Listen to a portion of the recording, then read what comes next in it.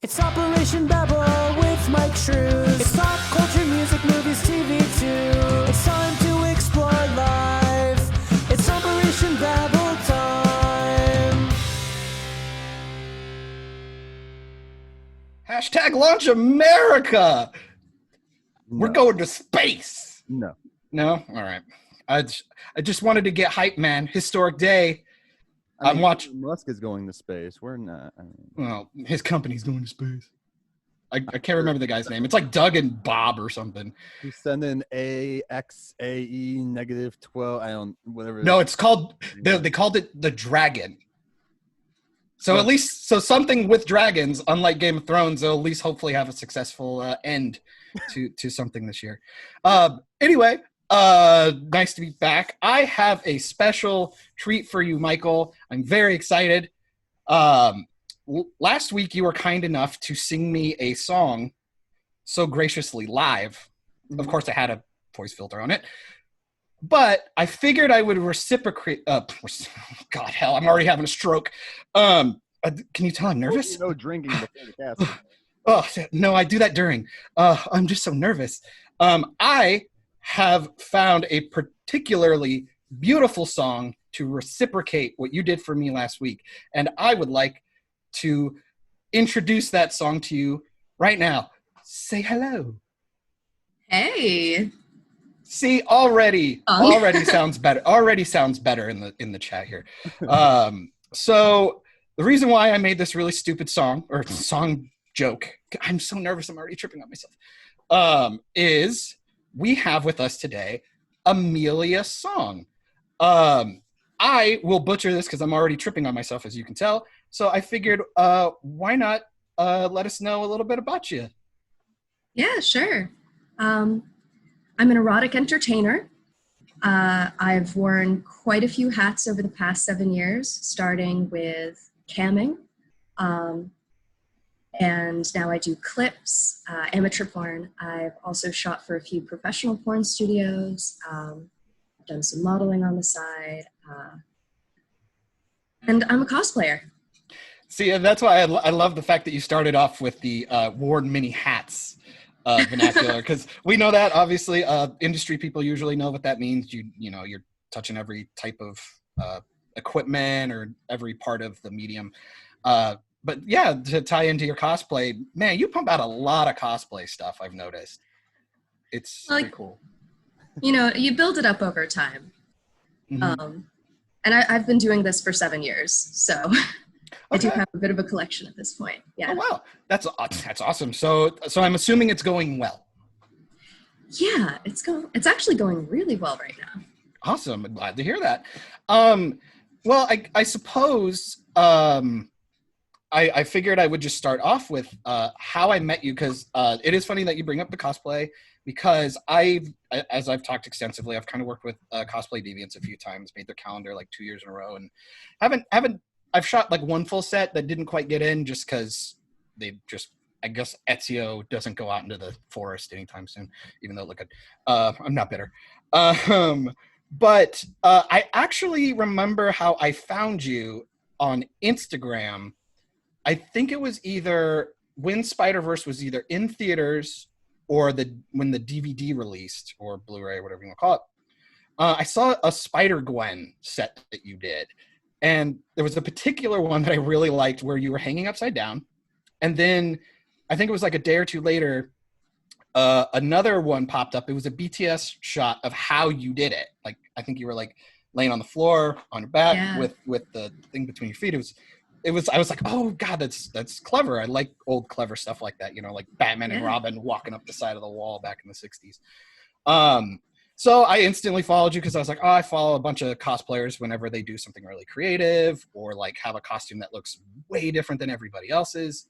And then I was like, oh, yeah, I didn't actually like check out the page, just saw a couple of things pop up. And then I was like, oh, screw it, I'll look you up on Twitter. And then all of a sudden I saw all the other stuff that you do and I go, wow, that is a very pleasant surprise.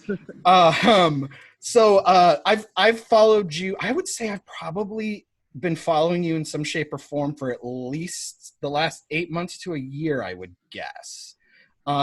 one of the ones that really stuck out to me was your Harley Christmas one that you did a while back. Oh yeah. That one was really cool. Nice red and green motif. That was really, really cool. And then, no, I've noticed you on Twitter lately that you're really getting up there in followers. I think you're at like 19.7 or something like. You're almost to 19.1. You're almost at 20K. So that's awesome.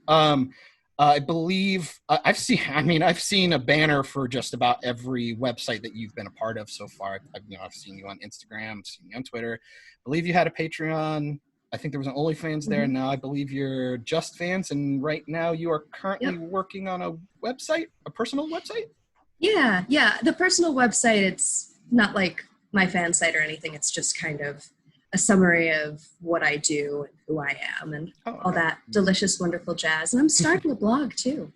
Ooh, is it like 2001? George R. R. Martin would approve because he blogs still. Oh, good. Yes. Good. Maybe have something in common now. Yeah, right. Writing his damn book. Yeah, he should be writing his book. Damn it. He should be. especially after how the show ended. I'm not mad. Let's not talk about that, please. Well, now that I know that you know, maybe we'll bring that up later. Oh, the trauma. So I guess really the reason why I wanted to bring you on is because, aside from the fact that I'm a huge fan, so that says a lot about me and the internet. Yes, you're welcome. I'm a man and I have needs. Thank you. So I just really like the way that you do so. You seem to be very active. You put yourself out there in a more personal way. I don't know if it's a stage name or a pseudonym, but it's a great name either way. So I was very curious because now I can't remember who it was, but after the lockdown happened, there was a girl who just does a lot of not necessarily. Well, it's mostly like lewd photo type stuff. And one of her things is what does everybody kind of miss about before the lockdown? And my joke was the lack of people starting an OnlyFans page. So I was kind of curious. Have you seen, especially now that everybody's locked in and we're doing Zoom meetings and stuff, everybody's becoming a little bit more savvy when it comes to video chat and microphones and lighting and all the little intricacies of the internet, especially with self-promotion.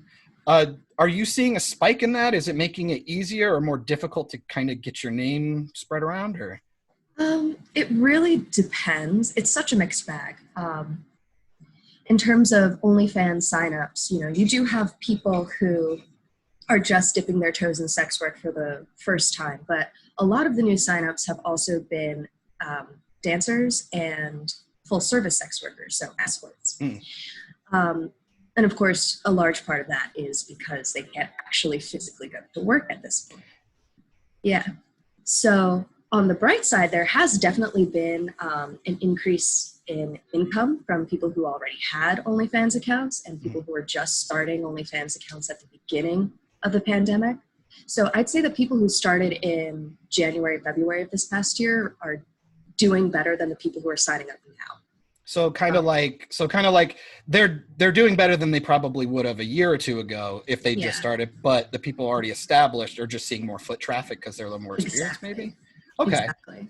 Yeah, and it's funny because I love that you brought that up too, because I fucking hate myself. I got into TikTok like a month ago. No. And one of my guilty pleasures is following former Cirque du Soleil people who are just training in their backyards and doing all kinds of cool shit. Okay, I can accept that. See, that's actually pretty cool. That's pretty. Yes. I redeemed myself already. So I guess go ahead, Myke. You're still go for it. Downloading it, No, I miss your voice, Michael. He's just hanging back. He's just my kid keeps walking in here, so I just mute my mic. Oh gosh. So I was kind of thinking the other day, especially with because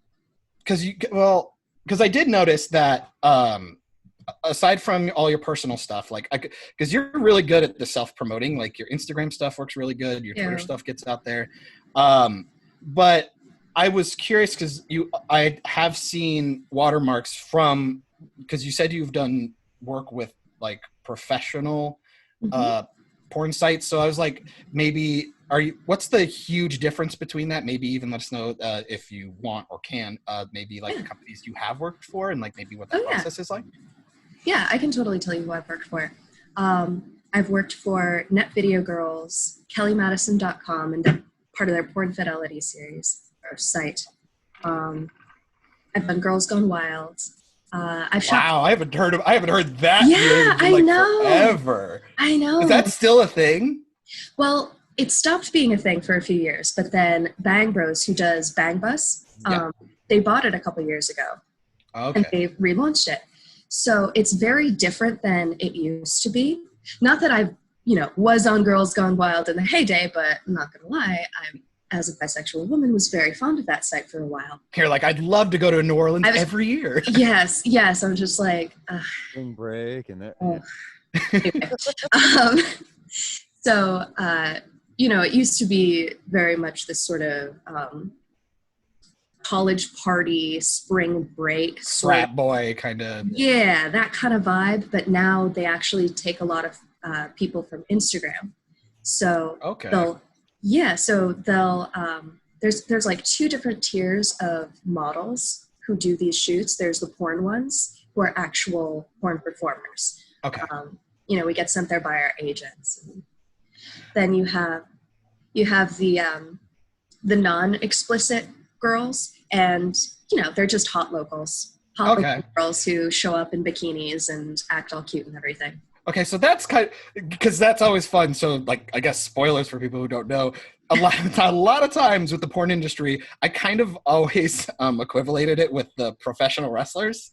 That's actually a really, really good analogy. Because I was like, because everybody's trying to put on the show and they want you to because people like the idea of amateur and the idea that this can happen to anyone. You can walk up and any street and see this happen, which, at Mardi Gras, for the most part, you probably can. But then you see these big spring break parties or like after party type stuff and all that stuff. And I think that's really cool for like, not only like promoting the models themselves, even though maybe, they don't necessarily do that full time or anything like that, but it seems like a really smart marketing move for like countries, like maybe going to Brazil or like the idea of wanting to go out to Europe and stuff like that. Cause it looks maybe a little more exciting.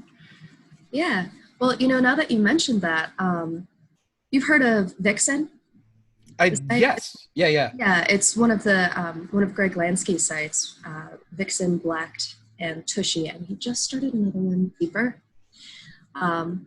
So Vixen will actually do that. They'll actually fly girls out to different locations. And such a hard job. That's awesome. That's awesome, though. I mean, don't get me wrong. It's a hard job, actually. Don't get me wrong. If I felt like hitting the gym, I'd probably consider it at some point. But no, I always find that really cool, and especially like the way things have moved. Because like, God, I remember back in the Sam Goody. Does anybody remember what a Sam Goody is? It's old like media store, movies, DVDs, CDs. Yeah. I know. I'm just like, shut up. Takes me back to my childhood. But I was just thinking I was like, I remember back in the day where you could back in the day, I hate myself.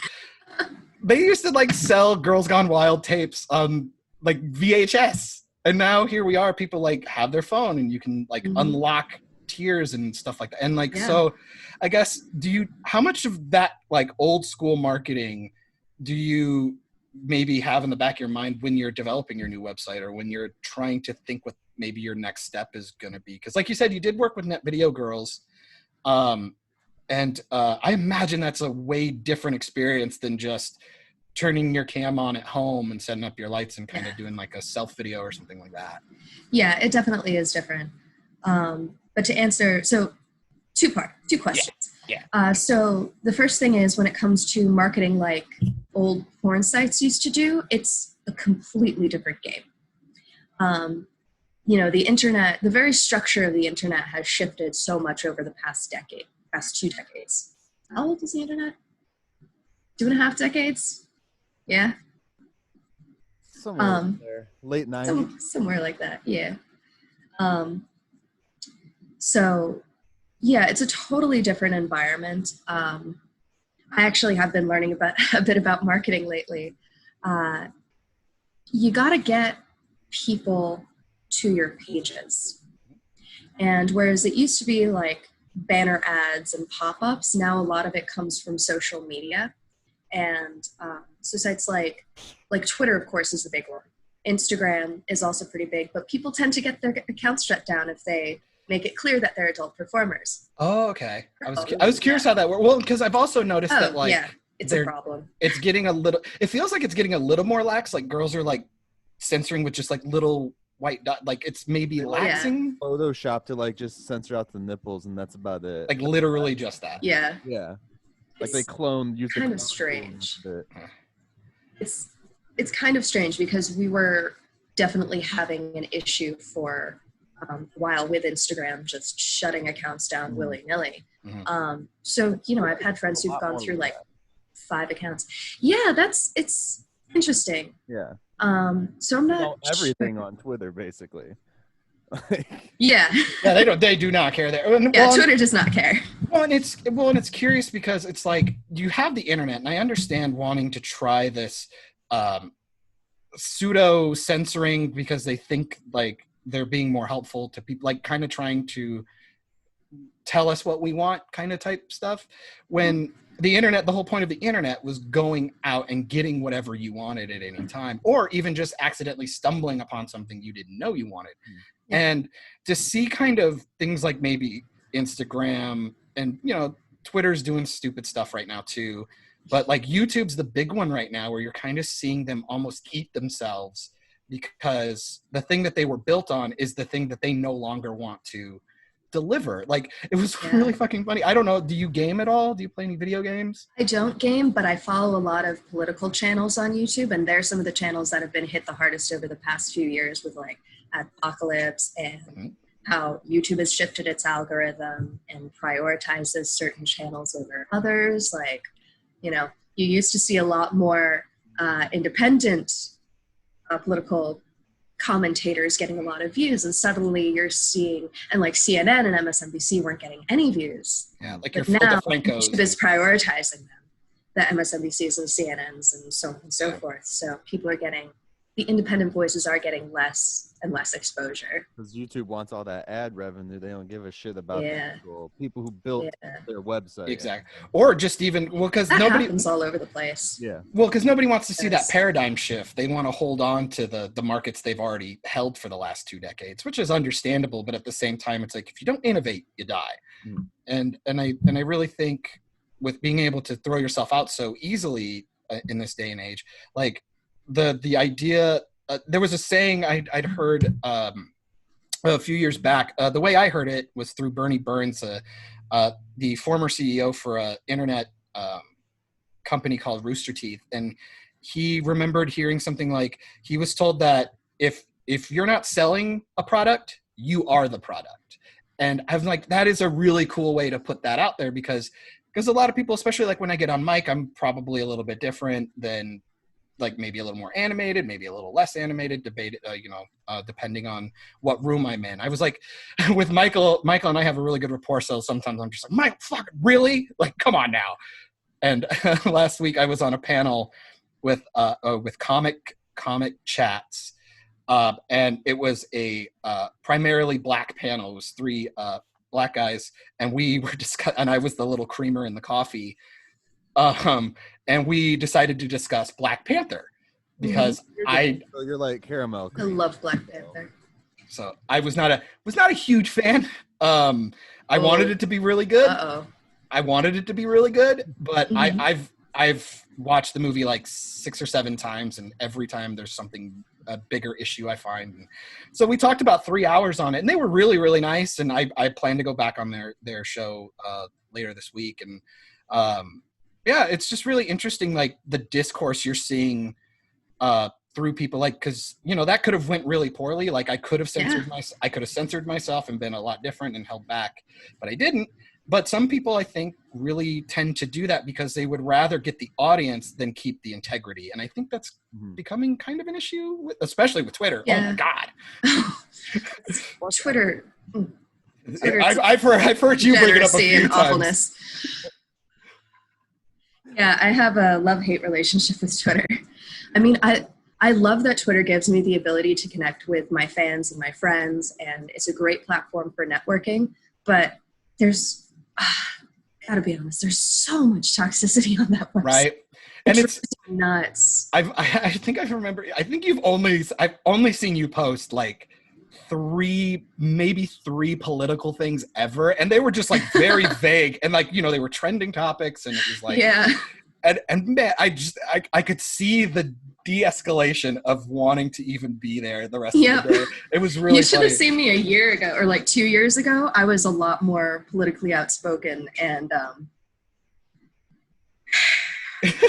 you just don't see the point, right? It might have gotten me in a little bit of trouble sometimes with my fans, but so now I gotta be honest, I do self-censor when it comes to political issues, and there are some issues that I will definitely speak up about, like if we're talking about sex workers' rights, if we're talking about internet freedom. Those are two things which, if you don't agree with me, fuck off, you're not my fan. Sorry. Well, especially when you're independent. You gotta respect sex workers. Yeah. And it's like, it's really basic stuff. It's like stuff that shouldn't be controversial to anybody who is part of the community. And then Medicare for all is my other big thing. Yeah. I'm like, I'm not going to compromise on that. And I'm sorry. I respect other people having their issue, or having their views on the issue, but that is something that is very near and dear to me. Well, and it's hard again with the internet being so capable of showing you like the way that other people live, like in such a really detailed fashion. And you go, how are they getting it? Because like, don't get me wrong, like you look at the UK or Australia, like their healthcare system works really, really well. But they have issues on other stuff. Like we probably work better with like transit and things like that. Like, especially being a bigger country, we do have a different way of comparing each other. But I can see how it can get frustrating for either side. It's like, no, just keep trying to do it the way we're doing it. It's like, but we're proving that it's not quite working the way it used to, while you're watching other countries kind of move forward and try these new things, and it works really well. But then you have like a Venezuela or somewhere like that where they're having a lot of discourse and it's not working. So that's always really interesting, man. Politics, it's always a shame that it's so hard to speak on it when it's like one of the most important things that we as a society do. Like, it's kind of sad. It really is. I understand where people who decide not to vote are coming from, but I do think it is very sad that so many people in this country have felt completely unrepresented for decades, honestly. Like, I understand voter apathy. Oh, yeah. It sucks. I would agree. Because people push it off and they say like, oh, I don't involve politics in my life, but your very existence, you exist in a political world. Yeah. Like healthcare, for instance, you get sick, you go to the doctor and you have to pay this outrageous deductible. That's a political issue. Yeah. How much money you're making, wages, that's a political issue. Yep. And especially like a place that wants to be pro-capitalism. It's like, capitalism doesn't work if money doesn't circulate. There's so many things. It's funny because I don't get political at all. But when I do, it's usually just making fun of both sides of everything. And it pisses John off because I'll do that. Like, say it's like a Trump versus like fucking Obama or something, Everyone's, because they always compare those two for some reason. I'll go and play both sides. I don't care, just to mess with everybody. But then you got John over here, and I'll say something like off of social media, and he'll be like, well, why the fuck don't you just say that on like there? Just say it. Go ahead. Well, I don't give a shit that much. Well, the problem is that nowadays you're putting your real name on those comments. And when you do something like that, when you play both sides, and when you say playing both sides, you're doing it to get a rise. You're not actually trying to explain. And the issue becomes is that at what point, and like me and you, we've known each other for a pretty good chunk of time. So I understand your nuances. Like every now and then he'll try and text me some like news thing that happened, like, oh, they decided Ezra Miller's Flash is actually going to be a gay and he's going to marry Flash instead instead of Iris. I text you and said, but basically I said Greg Berlanti's in charge of the new Flash movie, And I said they're making Ezra Miller's Flash gay, and he's going to marry Wally West instead of Iris West. Yeah, and all I did was text him back. I go false, because I knew he was fucking with. I knew he was fucking with me, and it was like, but see when you go like that, it makes it hard for others to figure out where you line up, which I guess doesn't really matter at the end of the day. But then it starts to bleed into other conversations. It's like, okay, is he always fucking with me? Is he putting it on? Like, what are we doing? And are we having a real conversation? And I could see the detriment in it. I don't care because it's still kind of funny to me. But in that instance, I just randomly text you for no reason.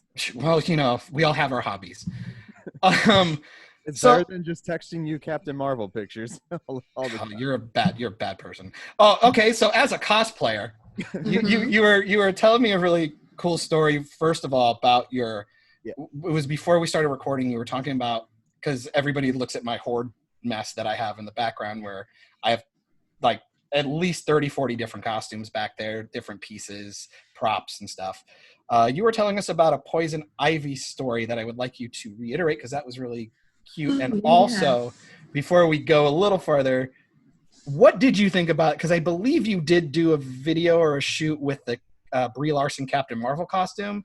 What did you actually think about the design on that? The design on the on which? On the actual Brie Larson, like red and blue. The jumpsuit? Personally, I like it. I may be biased because it's one of my most comfortable costumes. Okay. Like comfortable costumes. Fair enough. I've actually shot 2 videos for Captain Marvel. One of them is I can talk about like some of my explicit shit. Yeah, right? Go nuts. That's why you're here. Fucking show it off, man. Awesome. We don't censor shit.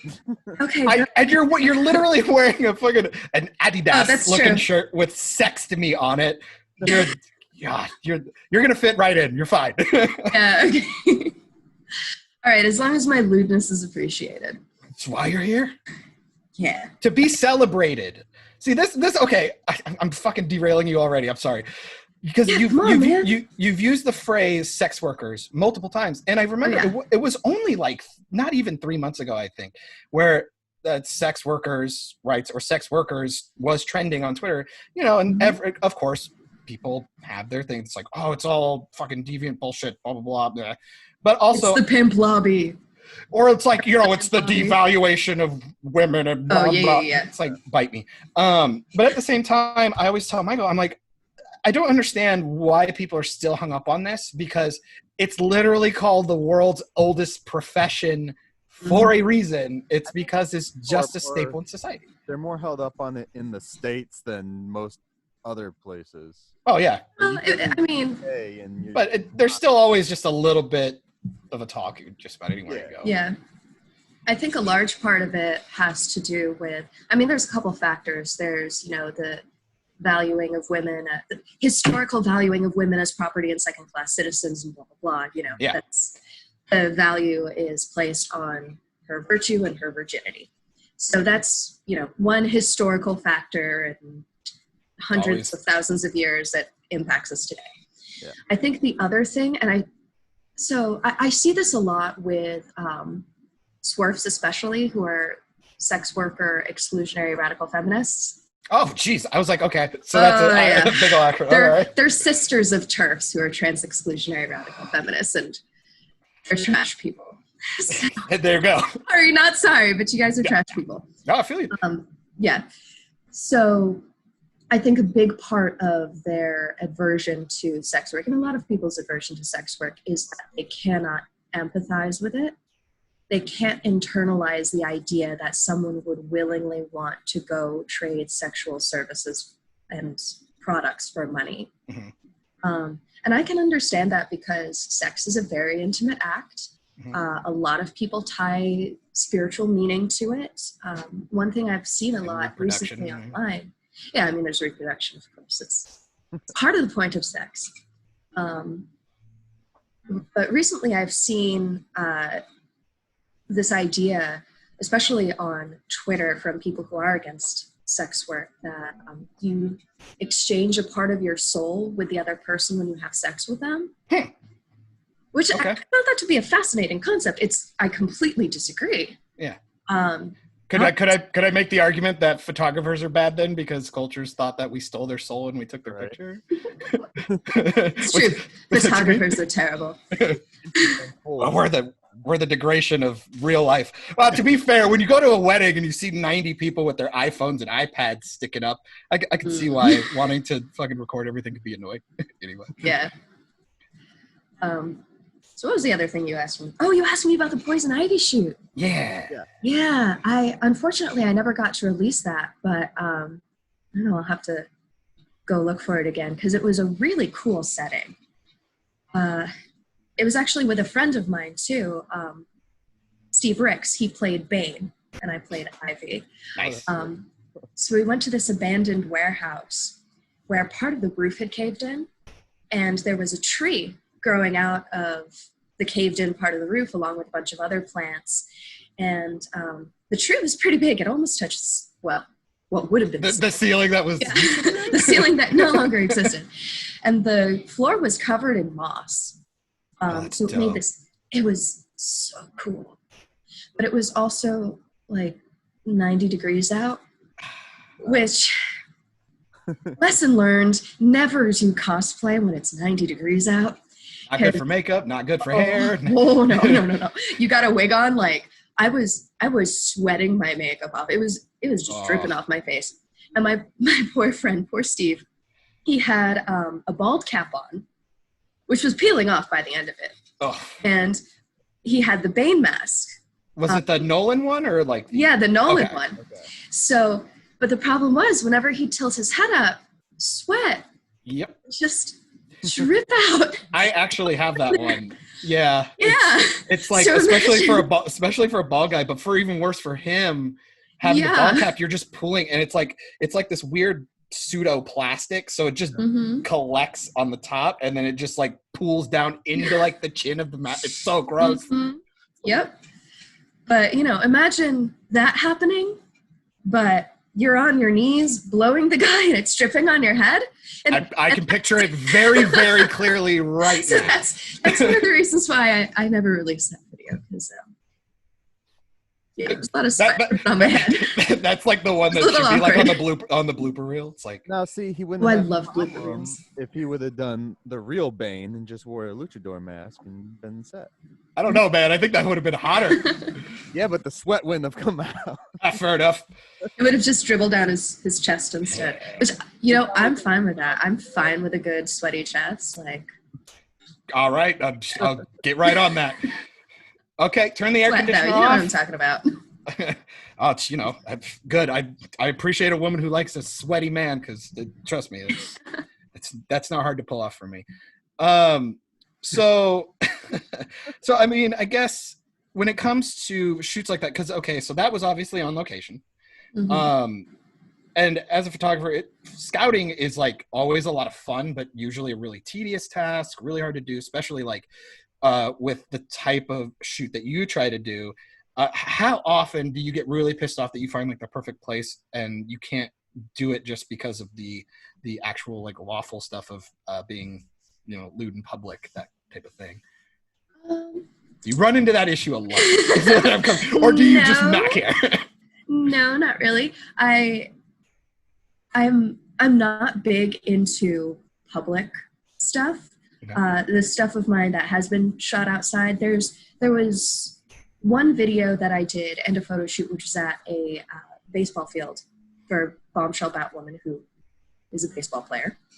And I just saw that one the other day. I love it. It looks better than Ruby Rose, so it's great. I know, sorry. I'm not saying that like I'm better looking than her or anything. I'm just easy. saying that I'll I say prefer. Okay. I'll say that. It's fine. I still like the Bombshell costume better than the current costume. Well, I'm also a huge fan of A League of Their Own, so it really worked out for me. Oh, perfect. Me too. I love that movie. It's so good. So anyway, I did one at the baseball field. I did, and then the two others that I've done in public have been the Black Canary, which was at an abandoned factory, and Poison Ivy, which is at the abandoned warehouse.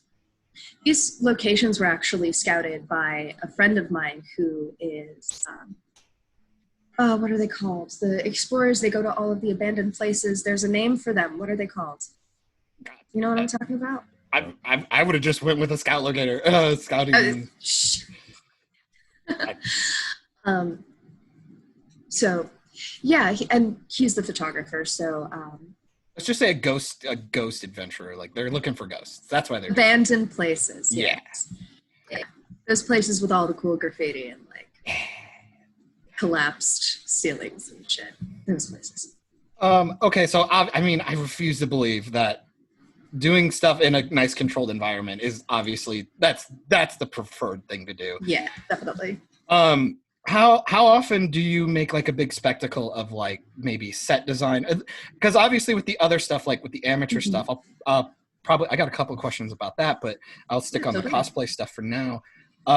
So when you do, because like the one I brought up, you did a Christmas Harley, which I really, really liked. It was like red, green, and white motif. Looked awesome. And so obviously, I'm assuming you shot it somewhere around Christmas time, probably already had your decorations up and just utilized that. I got those decorations specifically for that video. Oh, really? I have Christmas decorations, which is awesome because I didn't have them before. Yeah.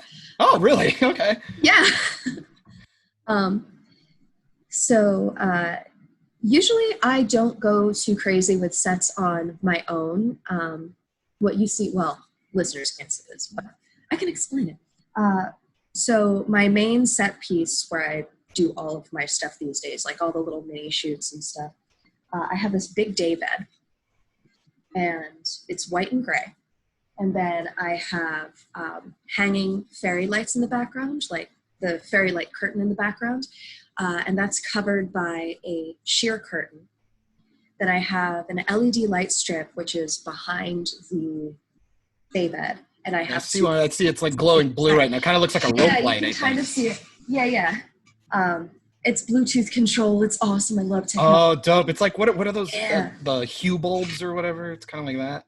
You can just change it with like a remote or something like that. Yeah. But, that's dope. But it's your phone. What can't a phone do these days? I know. So that's what I use for a lot of my shoots these days, like the smaller ones.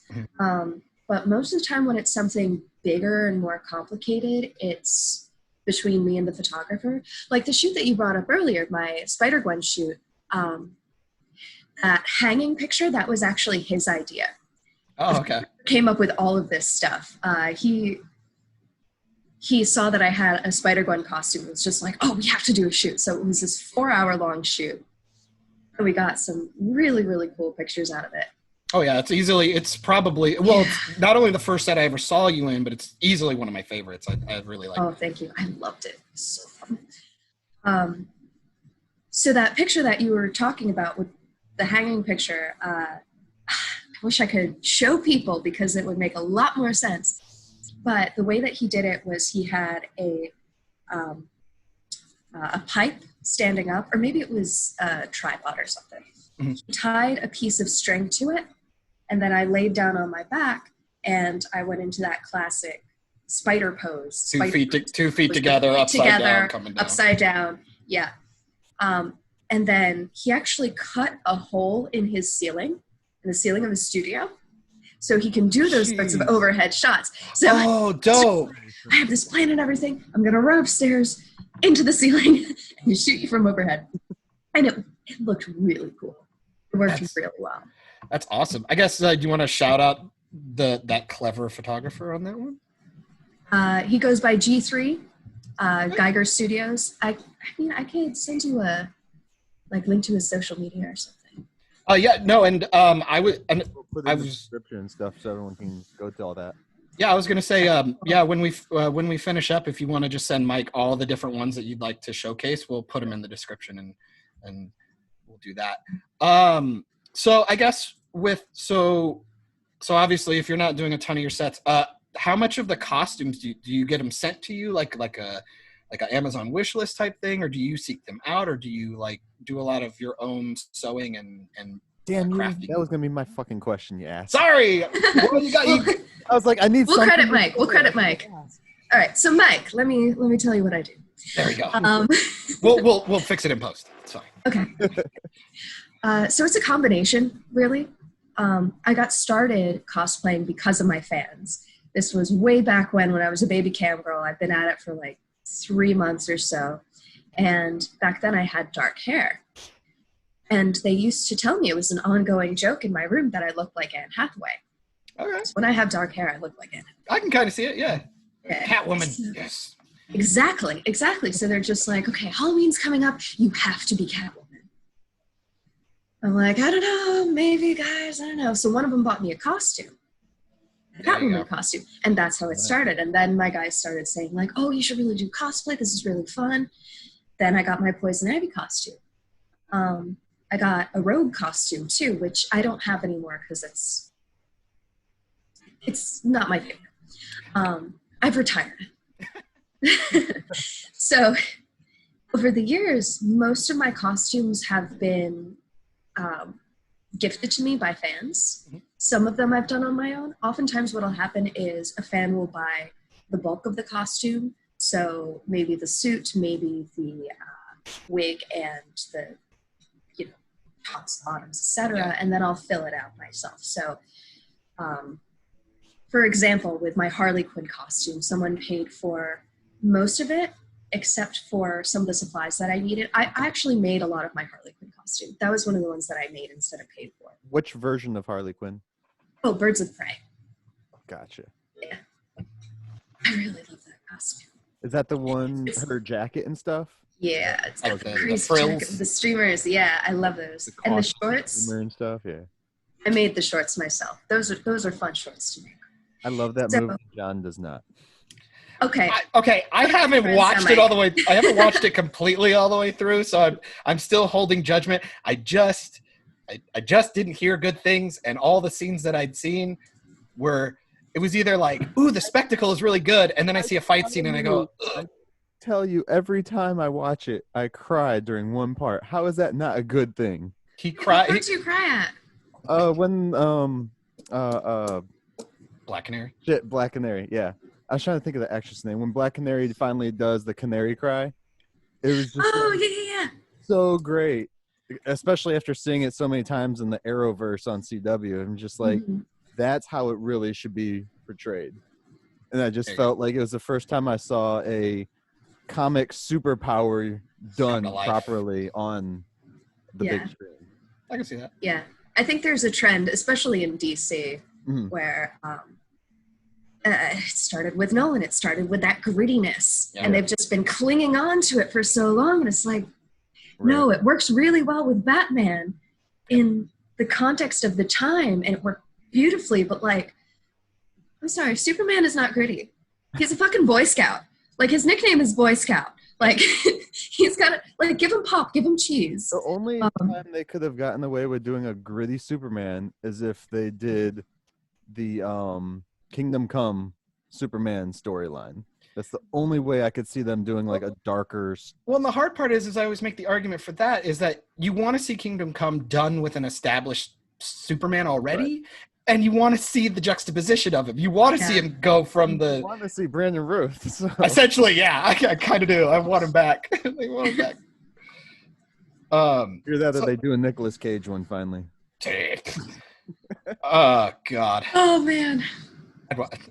Honestly, I'd probably watch it. Well, I would totally watch it. just I would for this. totally watch that. He looked Uh, as hell in that suit with the long hair. Oh, dude, the hair is what got me. I was like, I'm out. So I guess really, mostly this will probably be the final question on your career, and then I'd like to just get into because I like talking nerd stuff. But so obviously the cosplay and the self-shooting stuff, like a lot of stuff, I assume you get done at home. There was I want to say it was a 2 or 3 video run that you had. It was your Las Vegas stuff. Oh, yeah. With Jaden Storm. I can't remember the other guy's name, but I know Steve Jaden. Rex. I okay. totally thought you were going to say Jaden Smith. I was going to be like, I want to see that. Like, Oh, God. That's it was weird. it was I'm right sorry. after it was after Earth 2, actually. So, because there was a threesome video in Las Vegas, and then there was one with you and Jaden, and I'm really curious when, especially when you seem to have a lot of your call, because I'm assuming when you were working with, because you have an agent, correct? I don't. I did have an agent for a little while, but I was inactive, and So why bother? the contract just expired. So it was like, okay. And especially nowadays, now that you're getting your name out there, why kind of bother? You can self-promote. Yeah. So I feel like I've gotten to a point where, I don't know, more career talk, but I feel like I've gotten to a point where I've networked with enough people who have producer roles or are prominent enough in the industry that I don't really need to rely on an agent to get the work that I want to get. Yeah. So I guess, so that's got to be liberating, first of all, and easier on the pocketbook. So again, like you've recurred with Jaden. Like, is there a process that you have when picking your partners for your videos, or is it people you try to just, you create a network, or do you like, I don't know how you would necessarily audition, but like, is there like a checklist that you look for when looking for a partner? I mean, it really comes down to networking. I've gone to a bunch of conventions, and if you're looking for someone to collaborate with, honestly, conventions are the best way to do it. Because even if you don't work with that person while you're there, you can get to know each other, get each other's contact info. Like, I saw Jaden, did I see him before we actually worked together?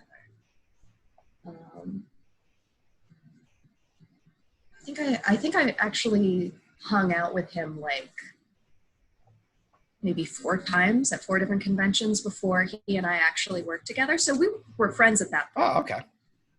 I didn't know Steve at the time, but Jaden knew Steve.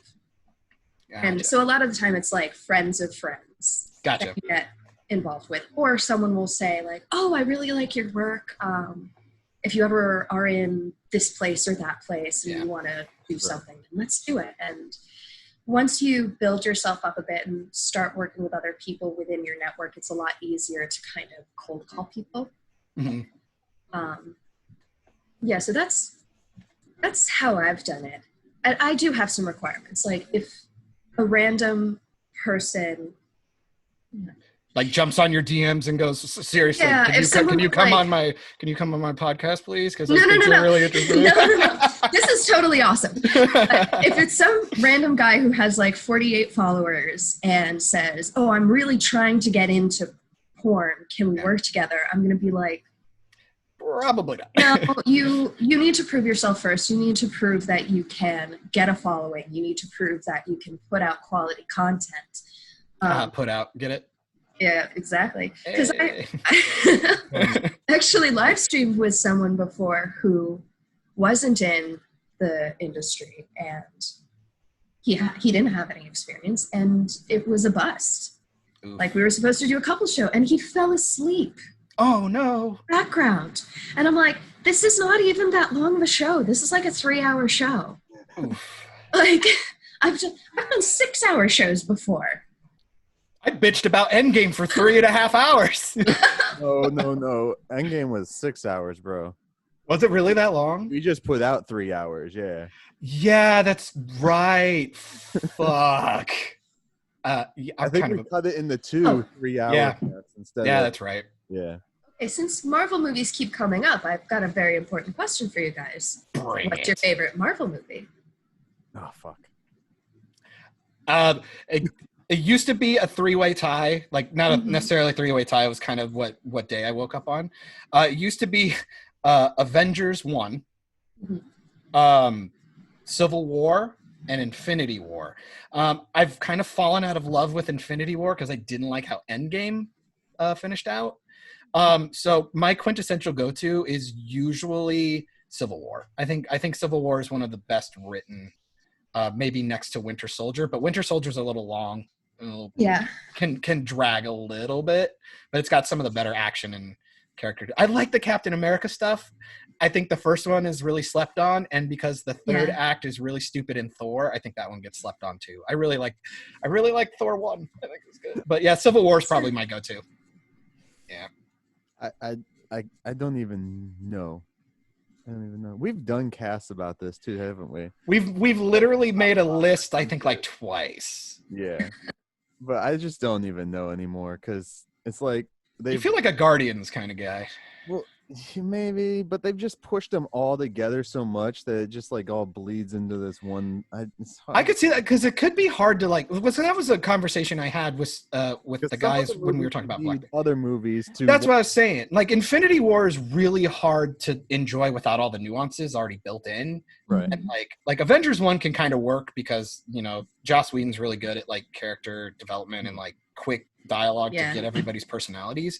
But like, I mean, the origin films are usually the ones that stand on their own the best, obviously, because it's the first one. So, I mean, it's hard not to say Iron Man. It's hard not to say like Thor or Cap or those. But just Civil War is just like, it was literally like, because Batman v Superman and Civil War came out around the same time. And I don't care what anybody says.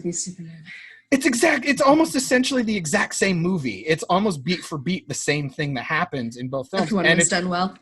Exactly. And Civil War is the one that like you see something that was nailed, and BVS that's something that really missed the mark, and you're just kind of like, oh, it makes you really appreciate that. So maybe it's a little biased, but man, I love Civil War. It's so good. Can I just bitch about like? Oh hell yeah, that's what this is for. Oh my God, Martha, save Martha, bitch! That is not a good objective. Like, okay, look, I've had some acting training in my day. That is terrible writing right there. I'm sorry. That's just it's all contrived nonsense. And then why is Lois there? Stanislavski would have been very disappointed in this. Let me just say that. I would agree. So and why is Superman carrying the kryptonite spike at the end? Just have Wonder Woman do it. Does he? Oh yeah, he does. He throws. It's why he dies. Yeah. It's so dumb. When Wonder Woman's already proven she can jump. I'll one of that movie, but I still love it. Yeah, it's fine. I'll watch some of it. I like Batfleck. I thought he was cool. Yeah. I So thought he was cool. I guess for you, what do you think of the whole Snyder cut shit coming out of Justice League? See, I love it. Where she doesn't want to get political. No. I know, right? well, look, I'll reserve judgment until I see it. Yeah. But director's cuts are bullshit. How dare you? I'm sorry, but it's a totally fabricated thing by the studio. The Richard I don't know, cut of Superman was the best Superman. Yeah. The Richard Donner cut. Yeah. He was the one who actually directed it. There's actually like the one where a fan did an edit of both edits put together, and it was actually the better of the three. But I don't know, like, because you could argue, like, would you argue that the Lord of the Rings? Are you a fan of Lord of the Rings at all? I'm a huge Lord of the Rings fan. I hate The Hobbit, but oh, it's okay. You mean the Hobbit movies? Yes, yeah, they're terrible. Yeah, the book's great. The book's delightful, but the movies, I'm just like, it's so mad. The cartoon from like, what was it, the 70s or something? See, I'll watch that. I prefer that. Yeah, that one's adorable. Yes. Would you consider, because it doesn't say director's cut, but the extended cut of Lord of the Rings, I gotta say that's better. Return of the King drags on a little bit, but man, there's some extra stuff. There's like 15 minutes extra, or even 30 minutes extra in pretty much all the films. Yeah. With the extended cut. I gotta say, I haven't watched them in years, but this discussion is inspiring me to make them my next 3 movie nights. Don't do it. Do it. That's his fucking goal, to get everyone to just watch Lord of the Rings. I want everyone to watch Lord of the Rings. But it's so good. And once it's done, all I think about is like Liv Tyler was like perfect. The casting was perfect, and the soundtrack is incredible. All I do is listen to the soundtrack for like a month after that. The soundtrack. I still have 2 of them to watch. Delicious. What? Okay. Yeah, he's an asshole. Okay, I'm back on Team John. I'm sorry, Mike. I'm sorry. I just watched the first one almost a year ago now. It was almost a year ago. And my argument was, I don't know what pissed me off more. The fact that he hadn't seen them, or the fact that he saw the first one and then didn't finish it. How do you watch the first one and at least not watch the second one? Batwoman came out. I had to watch Batwoman. You're a terrible person. You start dun dun dun dun dun dun dun dun. I hate it. But okay, so hear me out. with the director's cut thing, because I understand it can be. I understand it can be a gimmick, and sometimes it's like, oh, 5 minutes extra stuff. I don't who cares. You mean like But the some Suicide Squad? I gotta one? say, see, and that's why I was about to use that as so we have the Snyder cut. Come on, guys, Justice League was shit, and a lot of it has to do. I mean, I'm not putting the blame on Joss because fucking hell, who could have fixed that horrible mess that all that stuff was happening? yeah. But That's only it's really on the studio because they just wanted to make an Avengers movie. But what Yeah. I'm saying is they didn't have the build-up for that. Exactly. They didn't that movie. so you watch a Age of Ultron goofy, silly Joss Whedon script, right? And then you're like, oh yeah, I can totally mix this with the brooding, dark Man of Steel film. Like that makes sense, right? It's like, no, you can't. So you have this weird tonality shift that is happening in almost every scene and almost every line of dialogue, and it's so clunky and weird. Yeah. And you can tell that it's just put together with duct tape. It fights with itself. Yeah. So now with Snyder getting to do it, and obviously he's a pretentious hack, so it's gonna be like 4 hours freaking long. But because of that, he doesn't have these like executives breathing down his neck, telling him what to do, how long it has to be, what characters got to be in it. He gets all this time to play with his footage, and there's rumors he's been cutting it for years. There's also at rumors home. they're giving him an extra few million. $20 million, damn. dude, to recut this thing because But it's they going to go out on. They Well, didn't. because I mean, it's going on HBO Max. Yeah. And it's fan demand. Well, yeah, it's like, why not listen to him, especially when we Yeah. don't have theaters I mean, open and we have a Worked for dry out. Sonic, so Yeah. Sonic blew with some extra few million on it. I legitimately went to see Sonic because they fixed the character design. And it was Oh god, that first character design. it was oof. Oof. But this has been my stance on the Snyder Cut. I don't care because at the end of the day, it will be better than what came out. That's just gonna be true. Probably.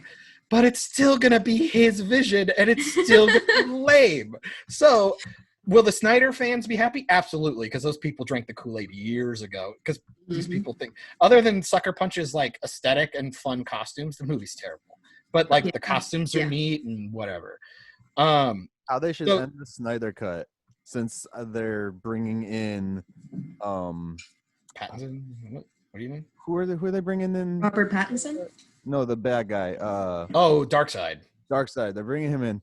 Just fucking kill them all off except Flash. Let Flash run back and do some Flashpoint thing. Bam, their whole universe is reset for the Pattinson. I like it. Well done. I'll take it. Yeah, that's a I feel good like- fix. I feel I could take it. I mean, and plus you already have Flash is so convenient. And let it be Grant Gustin. But you already have Arrowverse that's linked that Flash to the Arrowverse. They did Crisis. Bam, they reset everything so that Snyder Cut can be canon. Don't make me think about Crisis on Infinite Earths, please. Don't make me think about it. But then, so of course now, as the internet does, this is the studio giving in to toxic fans. But that word toxic gets thrown around a lot, and it's kind of annoying. I mean, it's probably true, but it's annoying. The only studio not listening to fans is Disney. So, Well, good. Let them burn. I'm not bitter. So I think it's interesting that they're going to do this, but now you're seeing the slew of hashtag release whoever's cut, blah, blah, blah, because it's been well known that Joss Whedon got a lot of studio meddling and a lot of scissors cutting up Age of Ultron. That's kind of why he's like, it's not my movie, guys.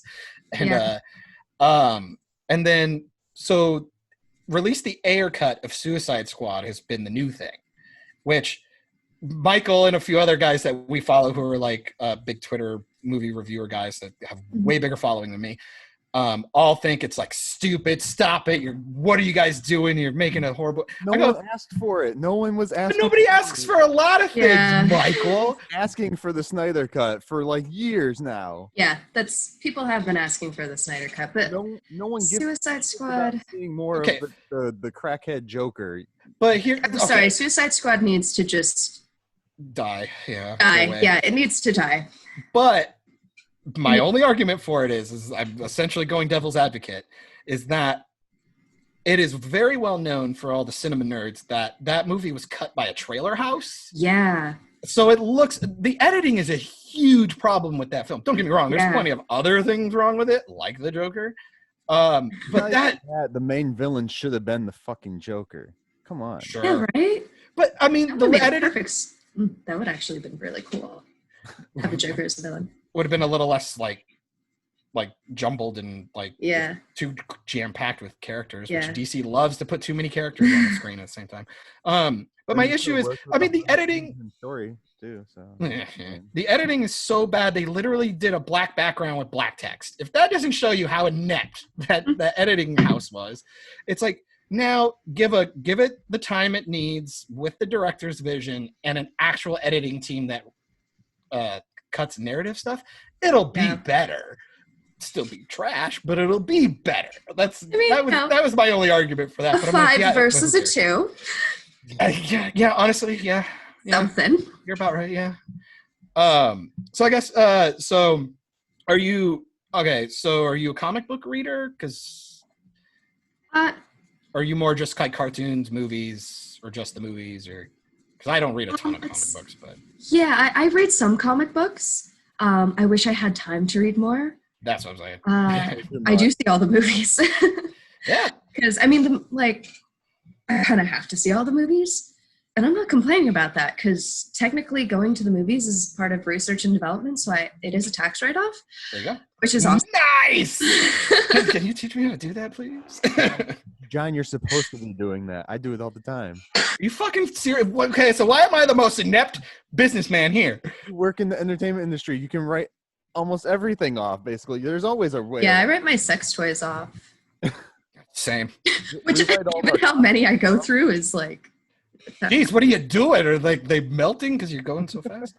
I haven't had any melt in a long time. But... A long time? Cool. Can I see that video? Most of the time they just break. Like, it's mostly vibrators that break. You know, I have that problem every day. I use them to mix my batter. Seriously. Wait. That's awful. I was trying to make a baking issue. Actually, no. We had this whole conversation about you getting pegged and stuff, and look, like I'm not. Pegging is so much fun. Well, probably for the giver. Yeah, it's awesome because it's like, oh. But okay, any kind of strap-on play, I'm just like, let me be the one wearing it. It's the butt bounce. Have you, guys? It's the butt bounce. I'm sorry, I love it. I love it. It's just like two when beautiful you're in doggy. cushions. Oh. Doggy style's best position. And to our listener, Tivis, I know you're feeling very uncomfortable right now. Look. We will talk about the birds and the bees when we're done with the cast, Tivis. It's fine. We're all friends. He gets super uncomfortable about all that stuff. Yeah. Oh. And he tells us sorry. like, it's just me all the time. Have you ever pegged a dude? Yes. Ow. No. Was he like super into it, or was it just like totally. for the video? No, well, technically totally. you were into it, I guess. I don't think I've done a pegging video. No, this is a friend of mine. A really good friend, apparently. Yeah, a really good friend. A fuck buddy of mine, we'll put it that way. An intimate friend of mine. So he was exploring his sexuality. He wanted to try a couple of different things with me that he hadn't tried with this on-again, off-again girl that he was kind of sort of dating sometimes. I know that type of relationship very well, yes. Yeah. So, he did the prep. He'd been doing anal play for a while, so it wasn't like first time pains or anything. Because the thing with pegging and with all kinds of anal play really is you gotta, like, it takes time. You gotta. It's like an ear gauge or something, like in your ear. You gotta exactly. Up and up and up. Exactly. You gotta stretch it out. But a black hole doesn't start as the nice big thing as, about butts is that they're elastic, so they will shrink. We'll go back to being, Could that be a shirt? The nice thing about butts. the nice thing about butts. Sure. That's awesome. I mean, Sir Mix-a-Lot made a song about it for a reason. Let's just talk about that. That is a classic. Hey, look, come on, guys. That defined my middle school existence. That song. Damn it. And fucking shit. And fucking nerds out there, come on, it was in Deadpool. If Ryan Reynolds can do it, you can do it. It'll be fine. I love Ryan Reynolds. Who doesn't? The look on his face, though. Which is fucked up because Deadpool is supposed to be bisexual. He's supposed to be into all that stuff. He wouldn't look like he's like in. Well, when you're essentially immortal, I mean, you're eventually going to dip your fingers in everything, right? No pun intended. Damn it. I mean, literally. All puns intended. Oh God. God, that's probably why. I mean, damn it. No, I'm not doing it. Okay, so are you Team Marvel or Team DC right now? It kind of alternates. Like, it depends on the media. When it comes to movies, I'm definitely Team Marvel. I think in terms of interesting characters, I think that DC has, I mean, Marvel's gotten, like, they're all really interesting characters, so it's kind of hard to say, but I do appreciate the DC characters a bit more because they are, as a cosplayer, there's more room for interpretation with them. Oh yeah. I really appreciate, and I think is a lot of fun. So I do like them a bit more for that. But that's one of the reasons why I really love superheroes and supervillains and the entire genre, is because these same characters keep getting played again and again and again. They keep getting rewritten. They keep getting reinterpreted. And in a way, it's very much like Shakespeare. I'm coming from a theater background. Yeah. I love me some Shakespeare. But you can have all of these different versions of Hamlet and Macbeth, just like you can have all these different versions of Batman and the Joker. Like The Lion King was Hamlet. The Lion King was definitely like Hamlet plus Kimba, the White Lion. Yeah, we've That smooshed together. There's a little bit of that. Yeah. No, I totally feel you. Like, and it's neat because these comic book characters, and this was a conversation I've had with Michael extensively about why I hate when people just call it like fake stuff or like don't really appreciate the storytelling. It's fake. Well, you know, it's like these just imaginary characters. Why do you care? I'm like, because they're inspiring. Yeah. They can inspire people, and they're essentially these avatars that people can take and put into different decades and use them to tell an interesting story 20 years from now in a different, in a different type of social Even stigma. if you put the movie stuff aside and the audiovisual stuff aside, you have just like comic books, right? Those helped so many people through so many bad times back in the day, you know, as kids and everything else. Yeah. I mean, shit, X-Men, how many kids do you think like saw that and that helped them through the time of Racial divide or sexuality or things like that. Yeah, coming out. Because I think nuance and like metaphor is like a thing of the past. Like everybody wants to just be so in your face about their themes and the way that gender politics are being done right now. It's like, you can create the character to tell that story, but not in such a hit me in the head with a hammer type of way. And I think that's lost.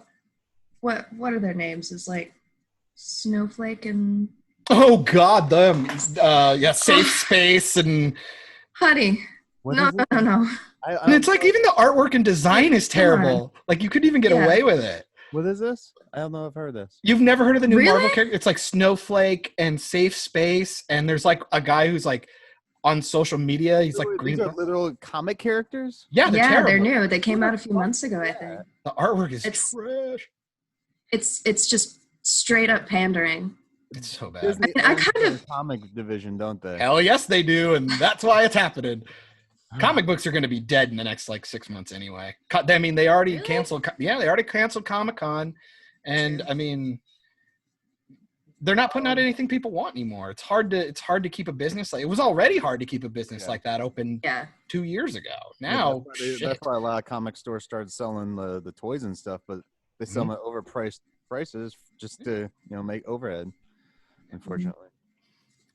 I don't know, and I mean, you're seeing it with Star Wars. People are just kind of falling out of love because you're seeing IPs just be kind of bastardized. Yeah, I have a lot of not so positive things to say about the last Star Wars movie. Don't worry, that whole trilogy is trash. It hurt my soul. It hurt my soul a lot. What's the most egregious thing from Rise of Skywalker you think that really seeped into your brain? I think that, there's just so much to say about that movie that's not positive. Go nuts. Let the hate flow. Yeah.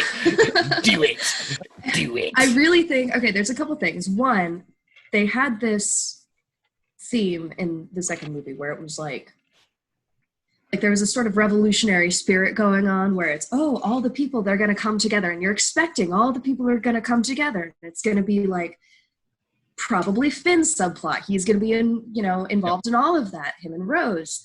And it would have been really cool to see more of that. So that's one criticism that I had. I think that would have been a much more interesting main plot than like the Rey. John Boyega is so dope. Which is- He should have, a defected stormtrooper turned Jedi would have been the coolest shit ever. He should have been a fucking Jedi. Like, oh my God, that would.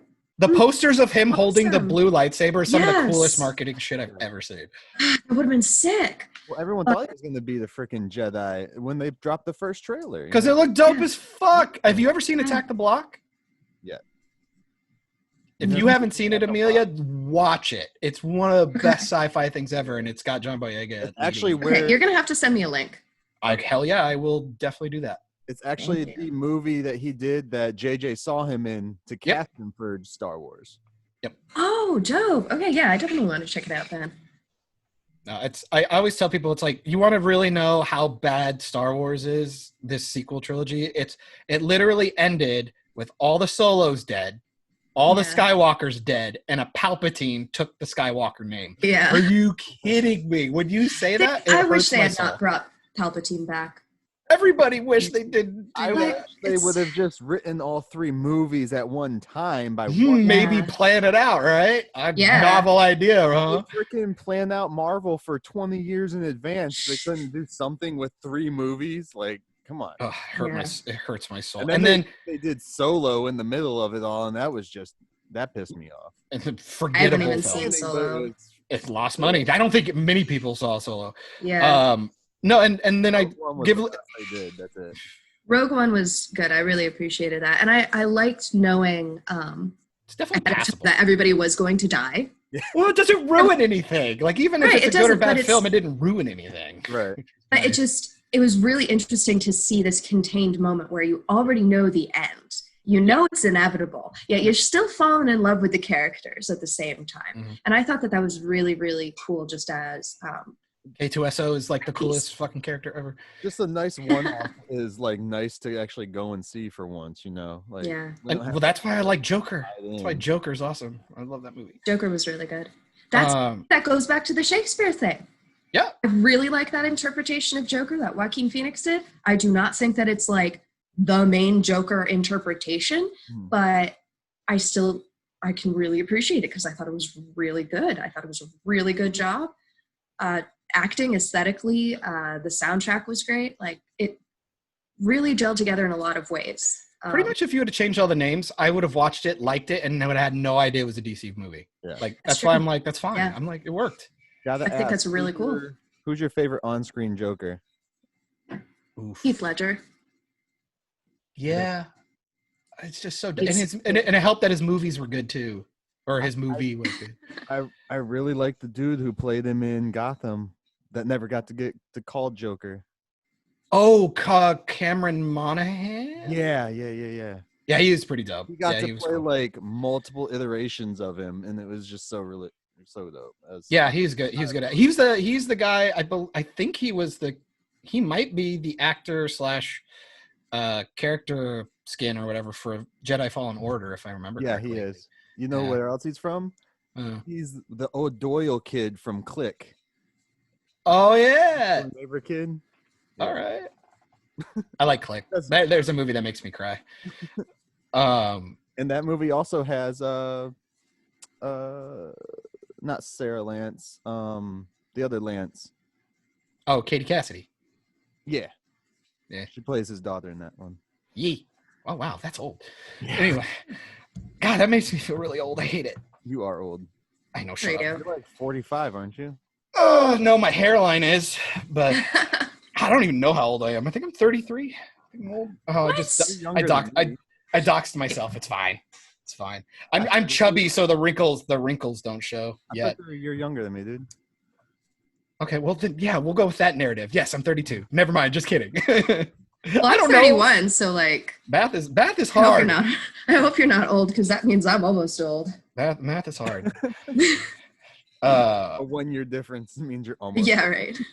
In the internet age, we're all dinosaurs, so it's fine. It's true. It's true. We were here before the internet. We grew up with the internet. No, it's so weird. Like we grew up without it and with it. Like, Yeah. We grew up with the dial-up. Mom, get off the Or phone! dial-up. I got to sign into my AOL account. Let me put the CD in for my minutes. Oh God. So are you like? So definitely with the movies down now, like we don't really have a lot of theaters running, not a lot of stuff's getting released. Is there anything like you're hyped for? Are you going back? Like, do you have any like go-to TV shows or movies that you're just like, this is like pinnacle movie for me type stuff? I don't know. It's Because we're gonna judge you, absolutely, right? You know that, right? oh, okay. I'm kidding. crap. I'm kidding. But no, seriously. It won't be any worse than Twitter, so it doesn't matter. That's true. That's true. Well, I recently finished the latest season of American Horror Story, which I loved. Was that the 80s one? Yeah, it was the 80s one. It's so delightfully campy gory. It's great. I love a bit of camp with my horror. So like the Bruce Campbell like Army of Darkness type. Oh, story? hell yes. Yes. Like it's definitely inspired by that sort of aesthetic, that sort of genre, that sort of mood. Yeah. And I really liked that. Yeah, so American Horror Story is one of my favorite shows. Though they started strong, there was a little dip, but I feel like the latest season has really redeemed them. What do you think about well, now that's going to be delayed for like a year, but if Macaulay Culkin actually does come for the next season, are you excited for that or no? That would be really cool. Yeah. He was cast for this next season to be shot. So I'm like, can we please hurry up and get that done? Okay, that's kind of interesting. I might watch that season if that happens. I'm pretty sure I started watching it because of Jessica Lange, because I love her. She's a fabulous actor. I was a huge fan of Connie Britton. My mom kept watching Nashville, and I liked Hayden Panettiere because I liked the first season of Heroes, and then it got progressively worse. Yeah. Granted, the second season got hit with the writer's strike, so that was brutal. But I forgot about that. That's a lot of shows died. A lot of shows died that year. I think even like you saw like Constantine, Chuck almost went down because of that. There was a lot of shows that almost died because of it. Dr. Horrible, we got that. I love you. That is awesome. That is one of those ones. If you haven't, Emilia, if you're a huge Dr. Horrible fan, have you ever bought the commentary tracks? No, I haven't. You must do so. I will send them to you. They do movie commentary.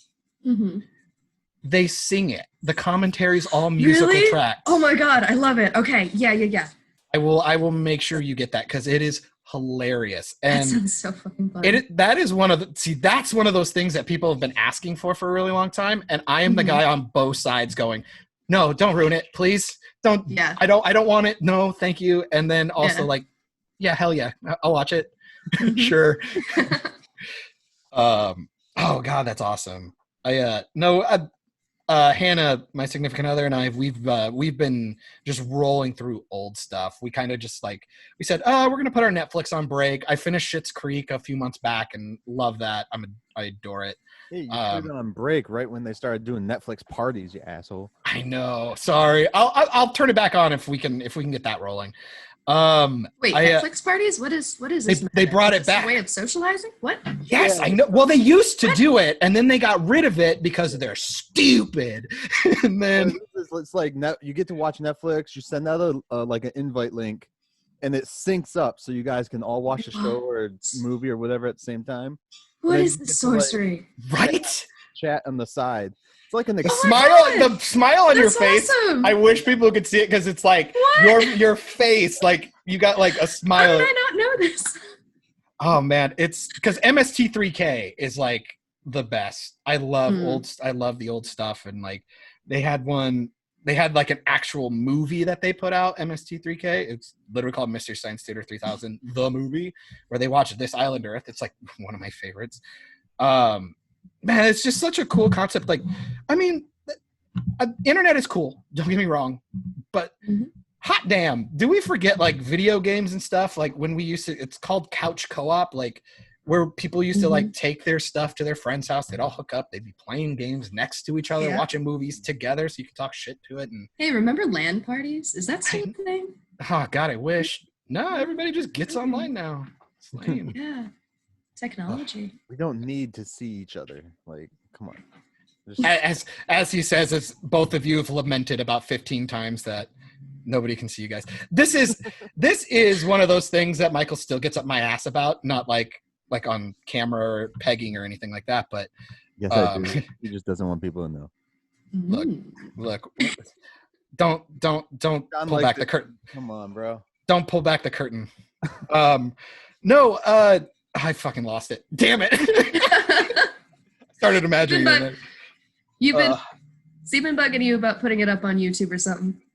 Well, he's wanted to do face cam stuff pretty much, I would say, since the first week, which I've been very against, which I guess was another reason why I really liked the idea of talking with you, because with the sex thing, it is very intimate to be throwing your face out there constantly, and it's you. I mean, granted, you change your name or do whatever, but it is you at the end of the day, and like your personality has to shine through, and your abilities and whatnot. Like when it comes to things like this, like we're so bored as a society nowadays that because everything's so automated and easy to do, that critique is like the new thing. Like everybody and their mom has a Twitch channel and a YouTube and a podcast. There are grandmas with Twitch. There's a grandma playing like fucking like Call of Duty and shit. Yeah. That's awesome. Or no, she was playing Animal Crossing or something. No, there's a grandma playing like some shoot 'em up Call of Duty type game, because I just started following her on Facebook because she does Facebook gaming and shit. Like, yeah, and like Twitter tried to like, cool. it was like, oh man. But like the problem is you really started to see it with Black Panther and Captain Marvel. Really started this weird trend of, if you don't like this movie, you're a racist or you're a sexist. And then it's like, I told Michael when we were trying to get our podcast off the ground, I go, look, man, you're some type of bigot. That's what they assume. Something. You're an ist. You're an ist or an ism. And when we were first getting started, I go, man, trust me, we're already dealing with technical issues, like, because he lives in Florida. Sorry, I doxed you. And I live in Minnesota. So we already have this weird, like, disconnect of how we wanted to try and do our stuff. Because I didn't have a really good mic. You see, I hold two mics here. So I do an external recording to send to him.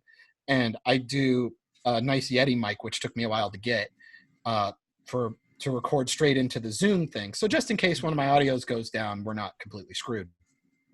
But then I'm like, man, then you're going to throw a camera on top of that. But now with the Zoom stuff, it's definitely a lot easier. Yeah. But the bigger Zoom when we first started, we were trying to do we were just FaceTiming each other and then recording audio, and then fucked off about it. We had guests and all that shit. So yeah. And so the other issue was using Zoom now. Well, and the other issue is like, thanks to Brie Larson, yeah, fucking hell, the idea of doing a movie review with my buddy, and we're both white. I'm actually Hispanic, but I don't go out in the sun.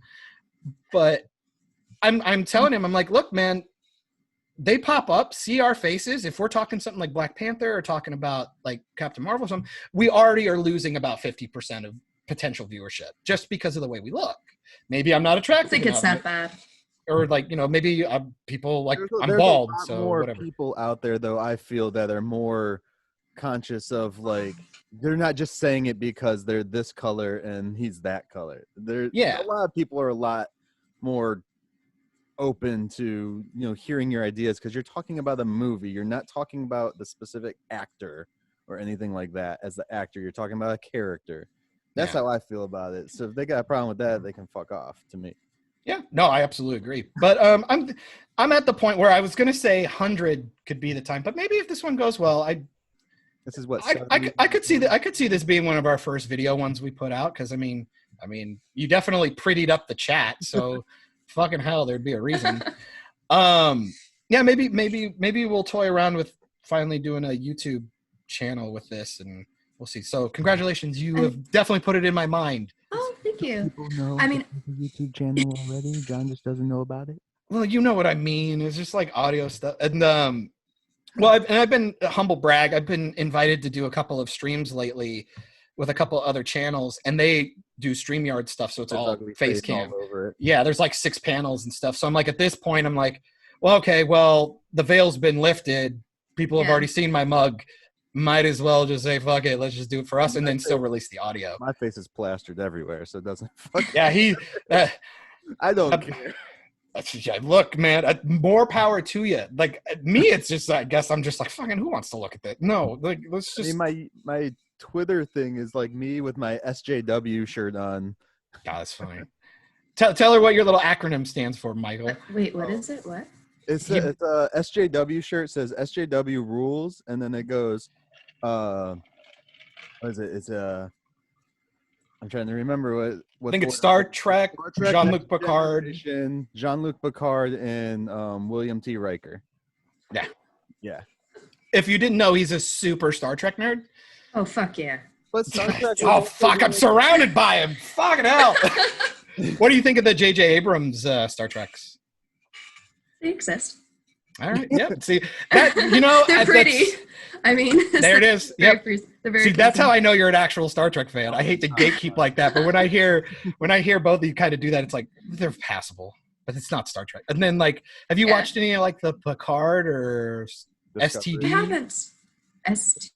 Star Trek because you Star got Trek me. Discovery. Really? Star Really? Trek Discovery. I was like, what the hell is STD? It took me like a minute to figure it out, too. Yeah.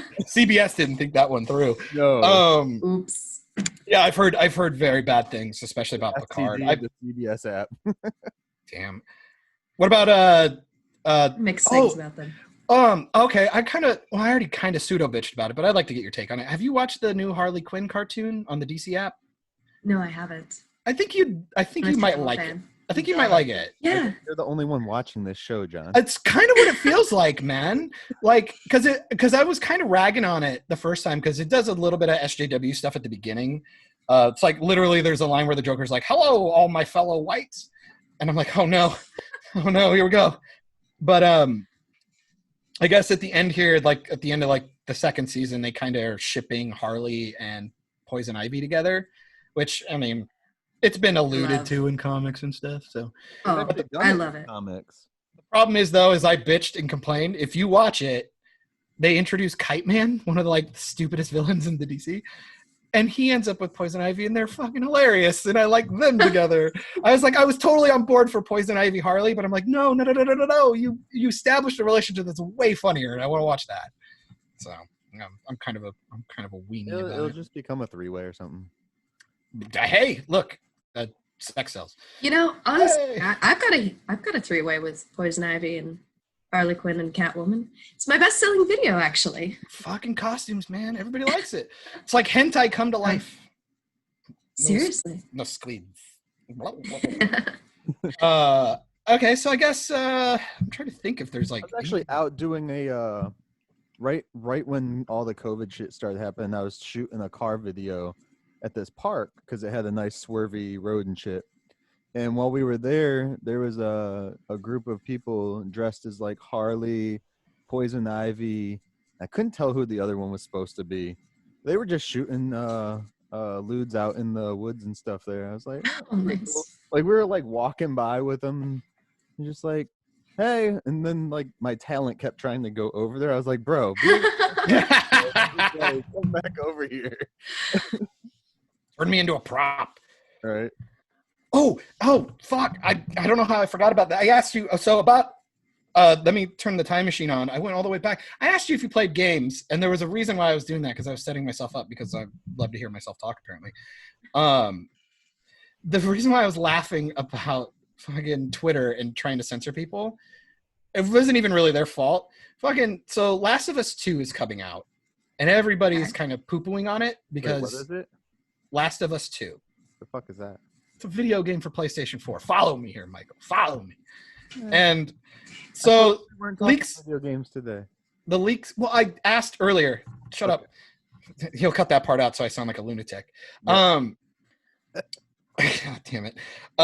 So what happened is leaks for the storyline came out, and they like a lot of the original writers and stuff left, and they were kind of talking shit about Naughty Dog, the company that's making it, because they put in all these new gender politics stuff, and they're really pissed off about how the story went.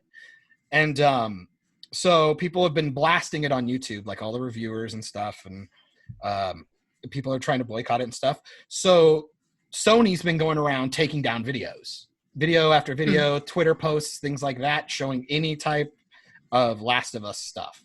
And the fucking idiots are so dumb that they started doing that. They flagged their own advertisement. PlayStation actually DMCA'd themselves. It was hilarious. I was like, how do you do that? Fucking hell. So I guess I figure we're going pretty long. How much time you got? You still in it? Yeah. Okay. I was trying to think of all the things that are like coming up lately. Oh, okay. Okay. Do you? It's fun when he does this. Are you Emilia? Yes. Shout out to Night at the Roxbury. Are you an Apple or Android user, like PC or Fucking Mac? again, dude. Android. Okay, so you are a smart person then. Okay. Fucking hell, dude. This is the fuck Apple portion of the podcast for me, because need a jingle for this soon. So I updated my OS, my operating system, the other day, because I prefer to edit on Final Cut for like quick videos, things that don't require a ton of cutting. Premiere Pro is where it's at. Or Final Cut 7, but I'm too lazy to go back to that old interface. So I'm trying to cut, and I'm having a lot of lagging issues, so I'm getting really pissed off, and I'm like, okay, classic Apple, maybe there's some stuff that they put in, so if I update, it'll work. It'll be fine. I updated, restarted, fucking kernel errors, couldn't even get back in it. It fucking destroyed my desktop. And I'm like, can I light the world on fire, please? Oh no. So everybody knows where this beautiful story goes. I called Apple support. Always fun. On the phone for about an hour and 45 minutes with this lady. Pretty much what ends up happening, I have to wipe my entire hard drive. Oh, that really sucks. I kind of lost my shit. I was in the middle of editing 4 different videos that I hadn't finished yet. And I shot my cousin's wedding just 2 weeks ago. No. Luckily, I am fucking terrified of things like this. And Apple is pretty fucking infamous for being a fucking piece of shit. At least in the last like 4 or 5 years. And they look pretty. I don't know. Just like movies nowadays. Look pretty and do as little as possible. I love it. So much Stole substance. that from Lindsay Ellis. Oh God, you watch her stuff? I love Lindsay Ellis. I'm gonna have to show you. I love her. I'm gonna have to send you some Mahler stuff if you like movie reviews. Okay. Film Joy movies with Myke? No, I watch. Who do I watch? I watch really like him. Mahler, JXE. I did Lindsay Ellis for a while. Chris Stuckman. I fell off that. Yeah, he's kind boring. of generic. No. He's wishy-washy. He doesn't pick a side because he wants some views. Lindsay Ellis does some weird meta-textual stuff from time to time, but like I really liked her Marxist Transformers. or like how she was having a Thermian argument for the end of Game of Thrones because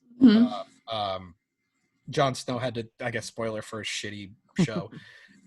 It's not a spoiler at this point. When Jon Snow had to kill Daenerys, it's like, oh, men are going to identify. It's like it really gives an outlet for male abusers because men can identify him because he had to. I'm like, where are you pulling this from?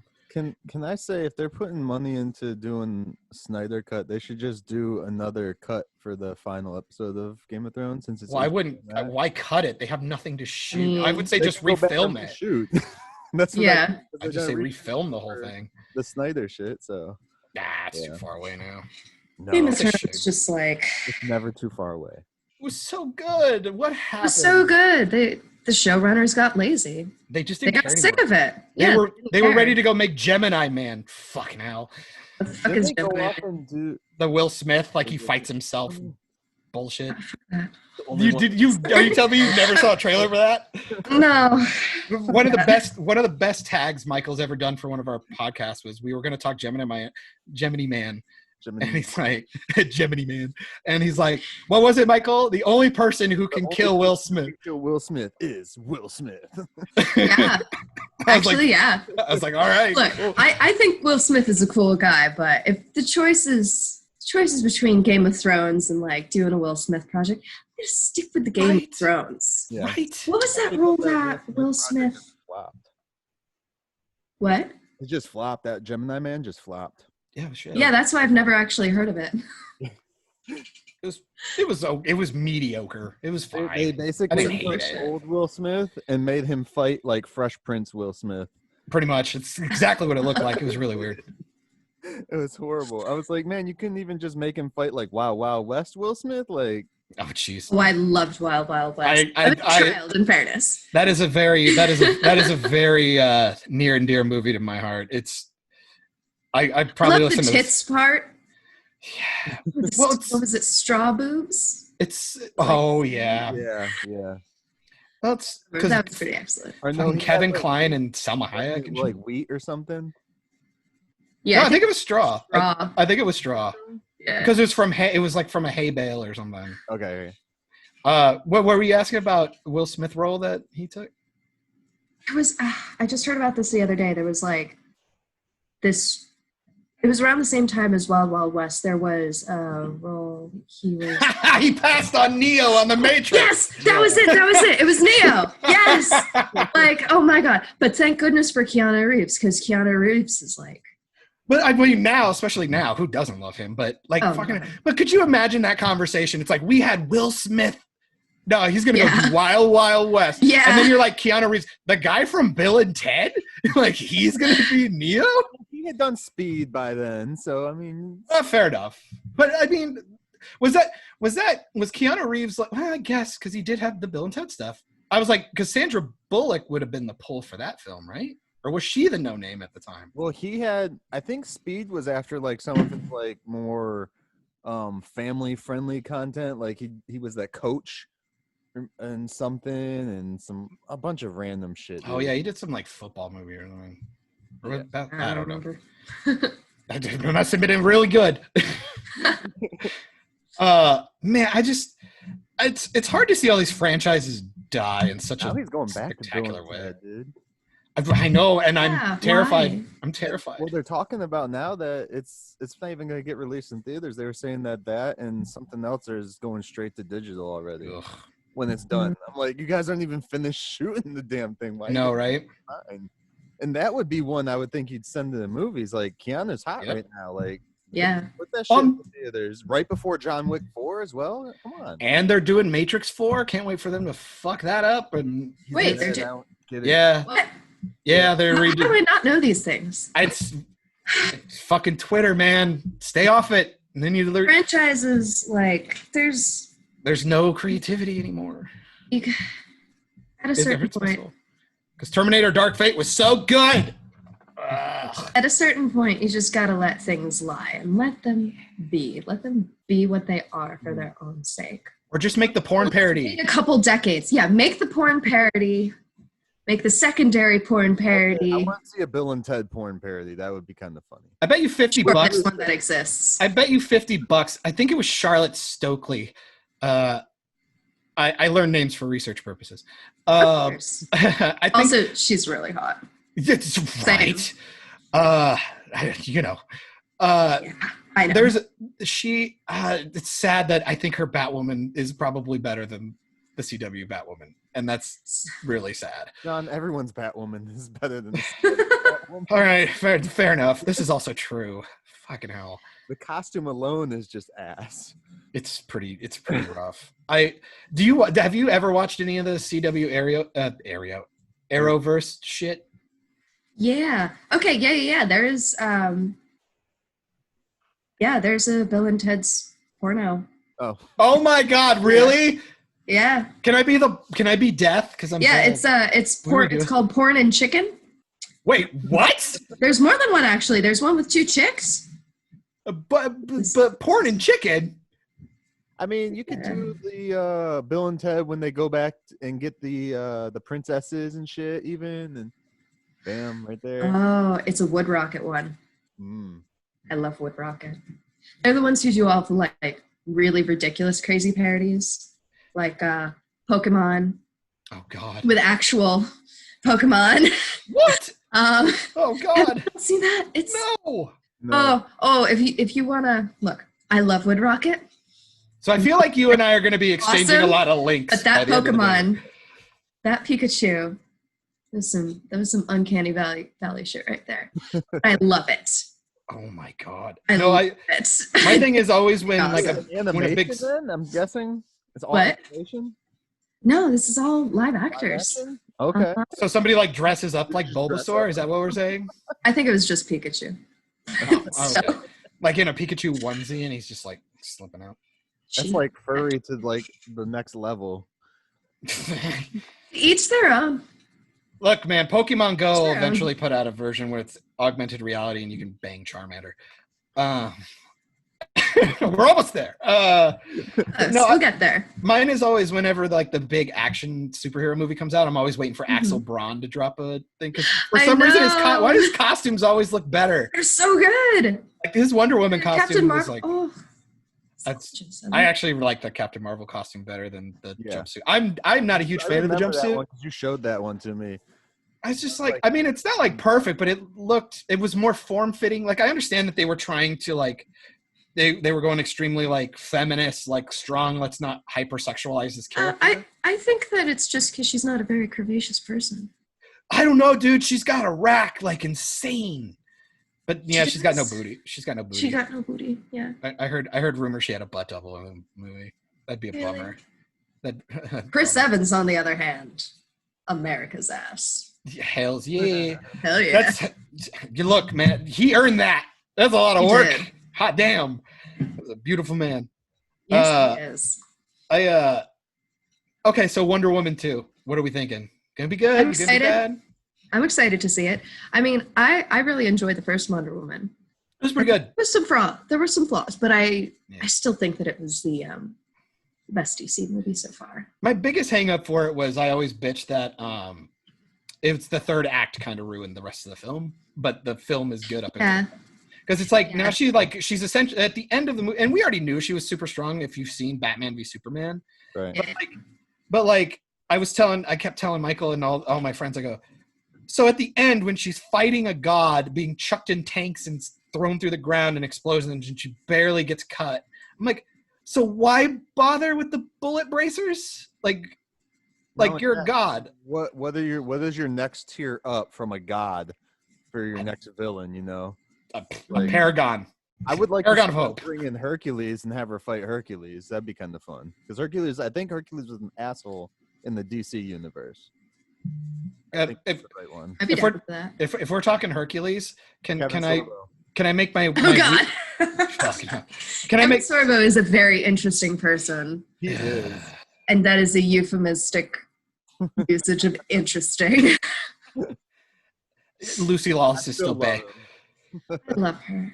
I- She was my idol when I was a kid. I fucking love Xena. Yes. And the I, bisexual undertones with her and Gabby, I'm just like, Hells yeah. give me that sapphic action. God, and they both still look great too. Of course they did. Can I do my Too. weekly prayer to Disney that if you're gonna keep just bastardizing your movies and remaking them, can I get a live action Hercules with Danny DeVito still playing Phil? Can I get that? I want that. I want that That'd be right awesome. now. I want that That'd be tomorrow. fabulous. Who the hell would we pick as Megara? Ooh, that's a good question. Amelia, get your brown hair back. We'll send you. Fuck yeah, I do it in a heartbeat. I love Meg. Oh, I love her. She's Love her got to that death. sass. I love it. Oof.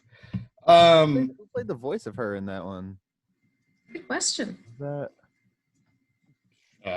My future wife. I don't know.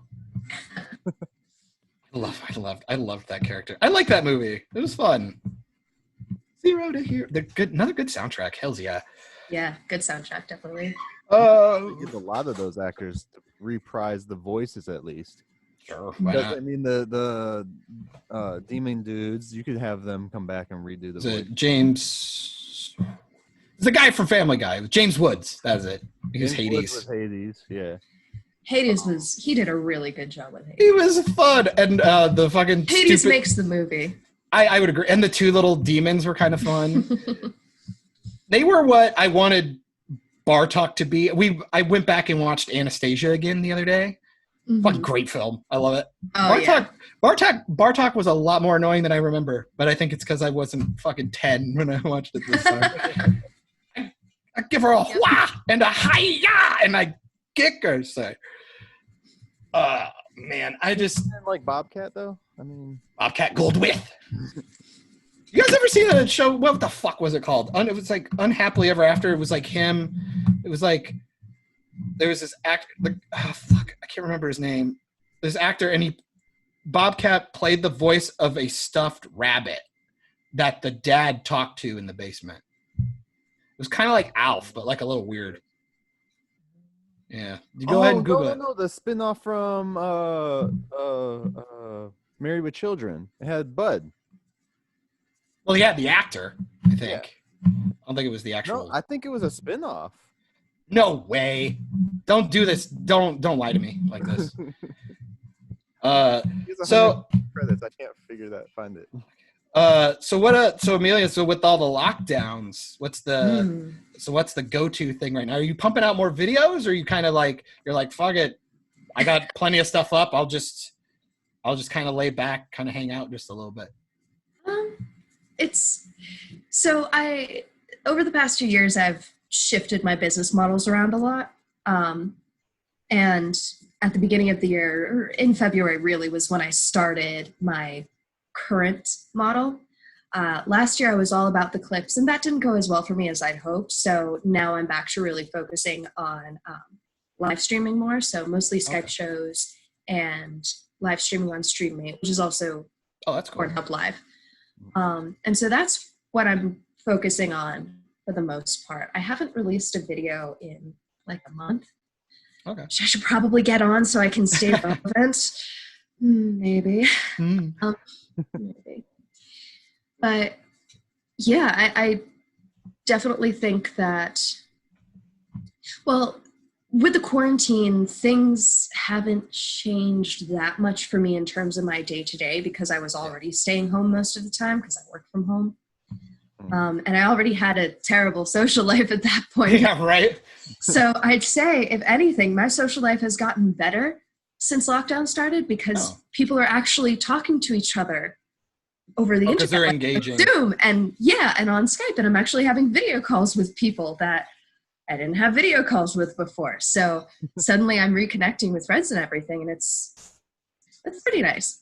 I'm curious. Okay, so I didn't know you did so much stream. Like, do you have like a set schedule, or are you kind of just like, is it like if somebody pays for it, I get on an individual basis type show, or is it like I'm gonna go live, guys, come watch me, and then it kind of like there was a website MF Free cams or free cams? Yeah, MFC, my free cams. Yeah, is it something like that, or is it a little more like almost like a Twitch type thing, like where you just kind of set up and see who shows up? It's a little bit of both. StreamMate is not as open as other sites when it comes to advertising your social media on stream. So, for instance, on a site like Chatterbait or My Free Cams, you are allowed to promote your social media. Okay. Those two sites are two of the most popular sites. I'd say that like My Free Cams, Chatterbait, and StreamMate are probably the three most popular sites that at least American models use. So Chatterbait and My Free Cams are very much public show oriented, so more like Twitch. And you can get naked in public. You can advertise your social media. You can kind of get away with advertising your other sites, but you're not supposed to. Don't push it, kind of thing. Don't push it, but you can mention it. So just for fans. Yeah, exactly. So it's all like tip based, and you tip towards a certain goal, and then something happens. Oh, cool. There is also the option for pay-per-minute private shows, where someone will show up in your room and they'll send you like an invite to private chat, you accept it, and then you do your thing. Oh, cool. There's also ticket shows, where it's a group show, but everybody gets a ticket and it's for a set amount of time. Oh, But there are different options on those sites. StreamMate, on the other hand, is almost entirely pay per minute. So you go in, you start live streaming. You can't really display nudity. You can be topless, but aside from that, like no sexual stuff in free chat, no bottom content. So StreamMate is a lot easier to just kind of hop on, and they don't like it when you promote social media. They won't let you promote other websites outside of StreamMate. Gotcha. So you don't need to be as Like shilly. rigid with your schedule, because a lot of the people who do really well on the public-based sites do well because they keep a schedule and their fans know when they're going to be there. So, if it's, they're going to be on Thursday, Friday, they're going to save up their tokens and wait till Thursday or Friday. Yeah. Whereas... And could stay for the whole show and shit. Like, do you record the shows and show them later, or is it you have to see it or you missed it kind of thing? Most of the time it's you have to see it or you miss it. Sometimes I'll record the show, but most of the time it's like, you just got to be there. Why bother editing? Well, that's cool. Why bother editing? Yeah. I got so much other shit to do. Oh, I feel you. Well, because that was actually, I kind of let myself into the same, into this question, like, no pun intended, I'm going to have a lot of them. What do you find more fulfilling? Doing like a Las Vegas video with a couple of people, and because I imagine you probably record like one or two videos since you have them there and you have the time. Yeah. Like doing that and having those in your back pocket to release and just they're always there for people to buy? Or do you prefer being live and kind of having the camaraderie going to your fan base? Do you feel like that maybe is either rewarding or even just like better for your brand, quote unquote? I mean, I definitely think personally what is the most fulfilling thing is connecting with fans. And that can come in the form of people buy my videos and then they reach out to me on Twitter, sometimes Instagram, but mostly Twitter. And we make connections that way. So there are some fans of mine that like they've maybe only gotten like one show, but they've gotten a bunch of my videos. And so we can still connect over that. Gotcha. But yeah, it really comes, I think the most fulfilling thing is when you do a show and afterwards or at the end of it that the person really, really enjoyed themselves. They wanted to be there. And really liked it. Like if I can get you beaming by the end of our session, then I'm happy. Okay. Like, that makes me really happy. Well, and I could see how actually seeing the reaction definitely can be more rewarding for you. Yeah, that totally makes sense. A lot of people don't like doing cam to cam. They find it distracting or they're just like, well, I'm not really attracted to this person or whatever. Mm-hmm. But for me, I really like it because then it's an interaction. I can see what's going on. It feels more intimate and it's like a live show versus doing a movie. Yeah. Yeah. I feel that. Yeah. Yeah. That's awesome. No, it was so neat. Like I said, to see you as a cosplay model and not even really see any of your lewd stuff. And then all of a sudden I'm on Twitter and it's like, whoa, holy shit. And then I see all this stuff you've done. And it was like, wow, all this stuff, man, I'm so PG. I got to step my game up. And and I once I saw a little bit more, I've actually, sorry, I didn't know you were streaming, so I've never seen any of that. But oh no, that's fine. That's really interesting. And like, I always assumed if you're in this industry, you have to be personable because then you're not going to really get a lot of people to work with you, especially down the road. And it's probably bad for your brand when you actually interact with somebody and they're like, oh, what a bitch. Like, unless you're a bitchy dom, in which case that is your brand. But behind the scenes, you're going to be nice to other bitchy doms. Right. You're going to be cool with each other. Just mean to yourselves. Same. When I go to work every morning, I yell at everybody at the break room, who's doming today? No, I did bring up that you are working on a website. Mm-hmm. I guess you said that's more of just like a parking site just for people to come in and know more about you. Yeah. You're not necessarily putting content on it. It's more like a bio thing. Is that weird? Yeah. It's actually, I believe I said earlier that I have been learning more about online marketing, and it was something that the woman I've been taking classes from, I guess, Amberly Rothfield is a fucking genius. I love her. I retweet her stuff sometimes, so you might catch it here and there. But one thing that she said is, as an adult performer, you really do need to have your own independent personal website. And that's in order to draw traffic in. It's in order to boost you higher in Google search results.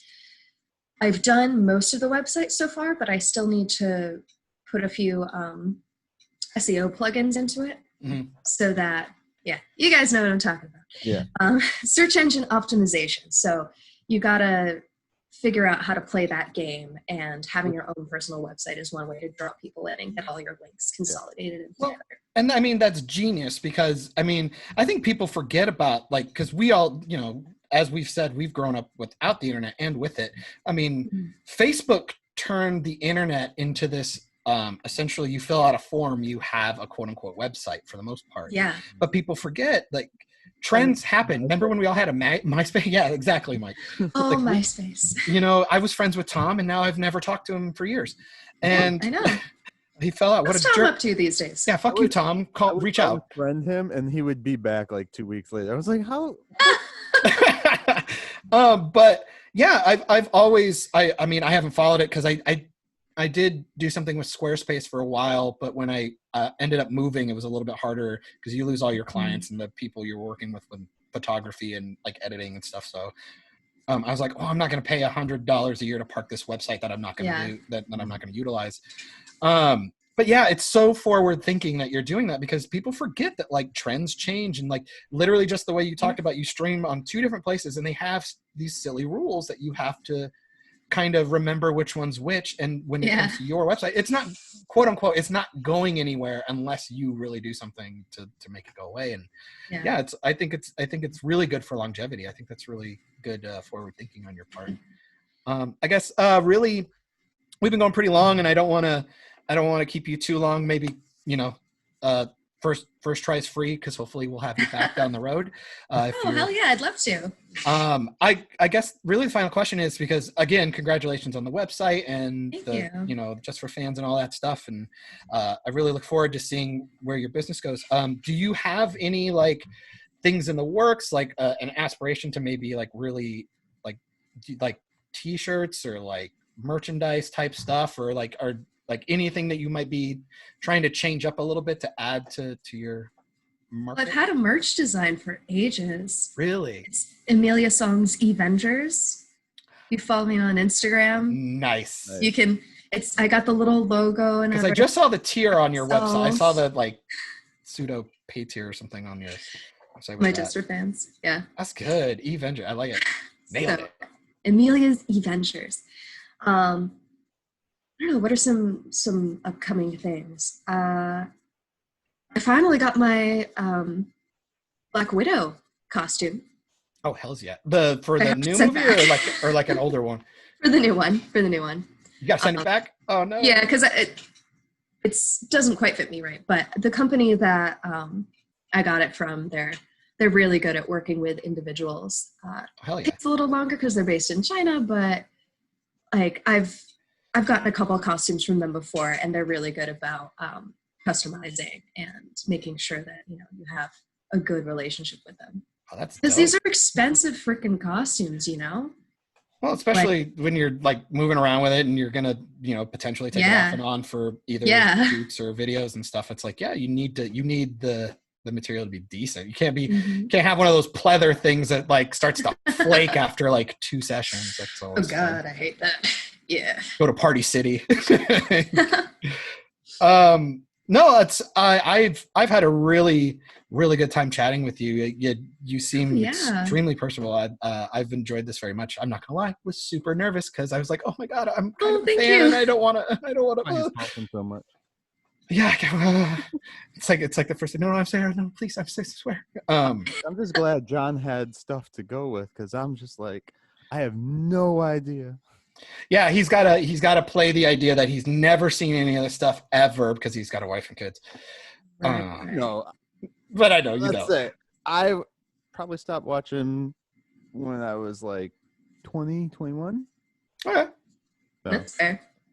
No, I'm it's a long time too. Because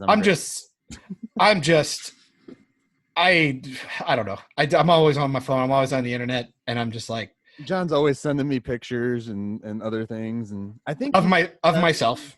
Oh, For yourself. of himself. Gotta get that lighting right. I know, right? See, now I'm embarrassed about my lighting because now if I'm thinking about putting it up. Look, my biggest complaint when it comes to dick pics, I expect people to send them to me. However, Put some fucking effort. you gotta, yes, put some effort into it. You gotta get a bit of nice lighting, do the filter. You guys can't see the video, but right now John is lifting his legs so we can take a picture of his crotch. You're welcome. I'm very flexible. I even like if it doesn't show off, usually I'm just wearing like a shitty t-shirt and like a beat up hat. I actually put on a collar shirt today because I wanted to look nice for the pretty lady. I like it. I've actually been staring at it because I'm just like, that's a really You're nice welcome. look. I know because I have some nice A cups running around for you. Now the rest of our guests Wow. feel bad when they come on. You don't dress up. I know, right? You guys do You've set a precedent. Yeah, get fucked, other guests. How do you like that? So I guess it's probably time to sign out. But do you want to shill yourself? Throw a couple websites out there so where everybody totally. can find you. Totally. Best place to find me is on Twitter. So twitter.com/the Emilia Song. That's TheEmiliaSong. Instagram's the same thing at the Emilia Song. I have a website now, Emilia.com. Hell yeah. You can also find me on Streammate at. We could just put the link below, I guess. Yeah, we'll put all the Yeah. links in there. Yeah. Yeah. So there you And I go. have a many vids too. So if you like, Ooh. Ooh. It's just you're fucking all over the place. Hell I'm all yeah. over the place. I I like am. it. I've actually seriously pared back over the past few months because I used to be on. So we made fun of Patreon at some point too, right? Yeah, I was on Patreon. I was on OnlyFans. I was on, I think, like 12 to 14 different sites at one time. And I've since pared it back to one cam site, 1.5 clip sites. I got my tube site, which is Pornhub. Pornhub also has Model Hub, so that's easy enough to Yeah. do both. Just for Fans, which is my fan club, which you can find emiliasongfans.com.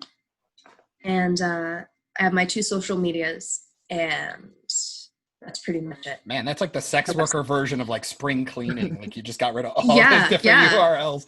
Can That's I awesome. say, I give it up to you because like you were saying before, so many different rules for different sites and shit. Mhm. I can't even Yeah. keep up with the rules with Facebook and Twitter and Instagram.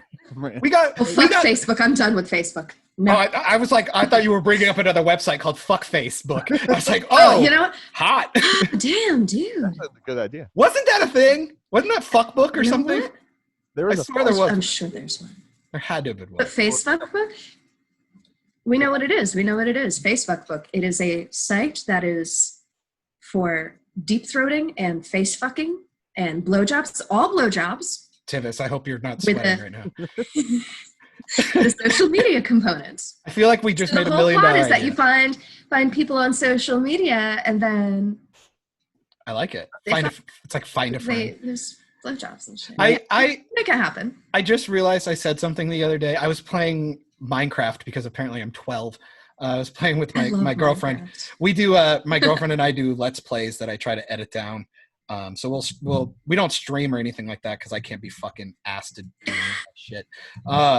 But we recorded for like 2.5 hours, and there was a point where I was like, "Can you make me a fucking sword?" And she's like, "Yeah, I'm doing it right now." I was like, "Oh, cool, a stone sword? What the fuck? Why even bother?" I go, "Oh, I feel bad.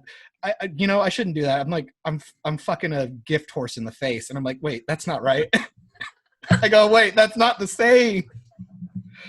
Yeah, my idioms get mixed in weird ways sometimes. Yeah. Oh, don't worry about it. But I gotta say, Emilia, this was awesome. I was so happy that you came on. I it was a little strange, kind of out of nowhere, but I've been following you for a while, and I was really interested, especially with all this stuff going on, to see how you were coping with all the stuff and how the internet's like progressing and stuff. So you were wonderful. Thank you so much for coming on. Thank you very much.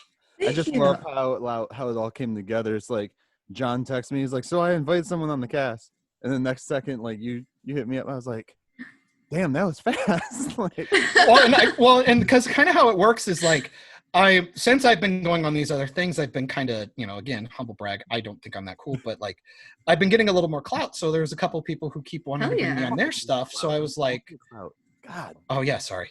I don't even know. No. I know. I'm a fucking Zoomer. So I was like, oh, you can't hit a home run if you don't swing, right? So I was like, who would I want to see on here, and who would I like to talk to? And I was like, fuck it, I'll just throw these feelers out, and anybody who says yes, then I throw them to Michael, because Michael really hosts it, and I have my days off on Wednesday and Thursday, so it's kind of like whatever works best for the guest and him, then I can just shift my stuff around.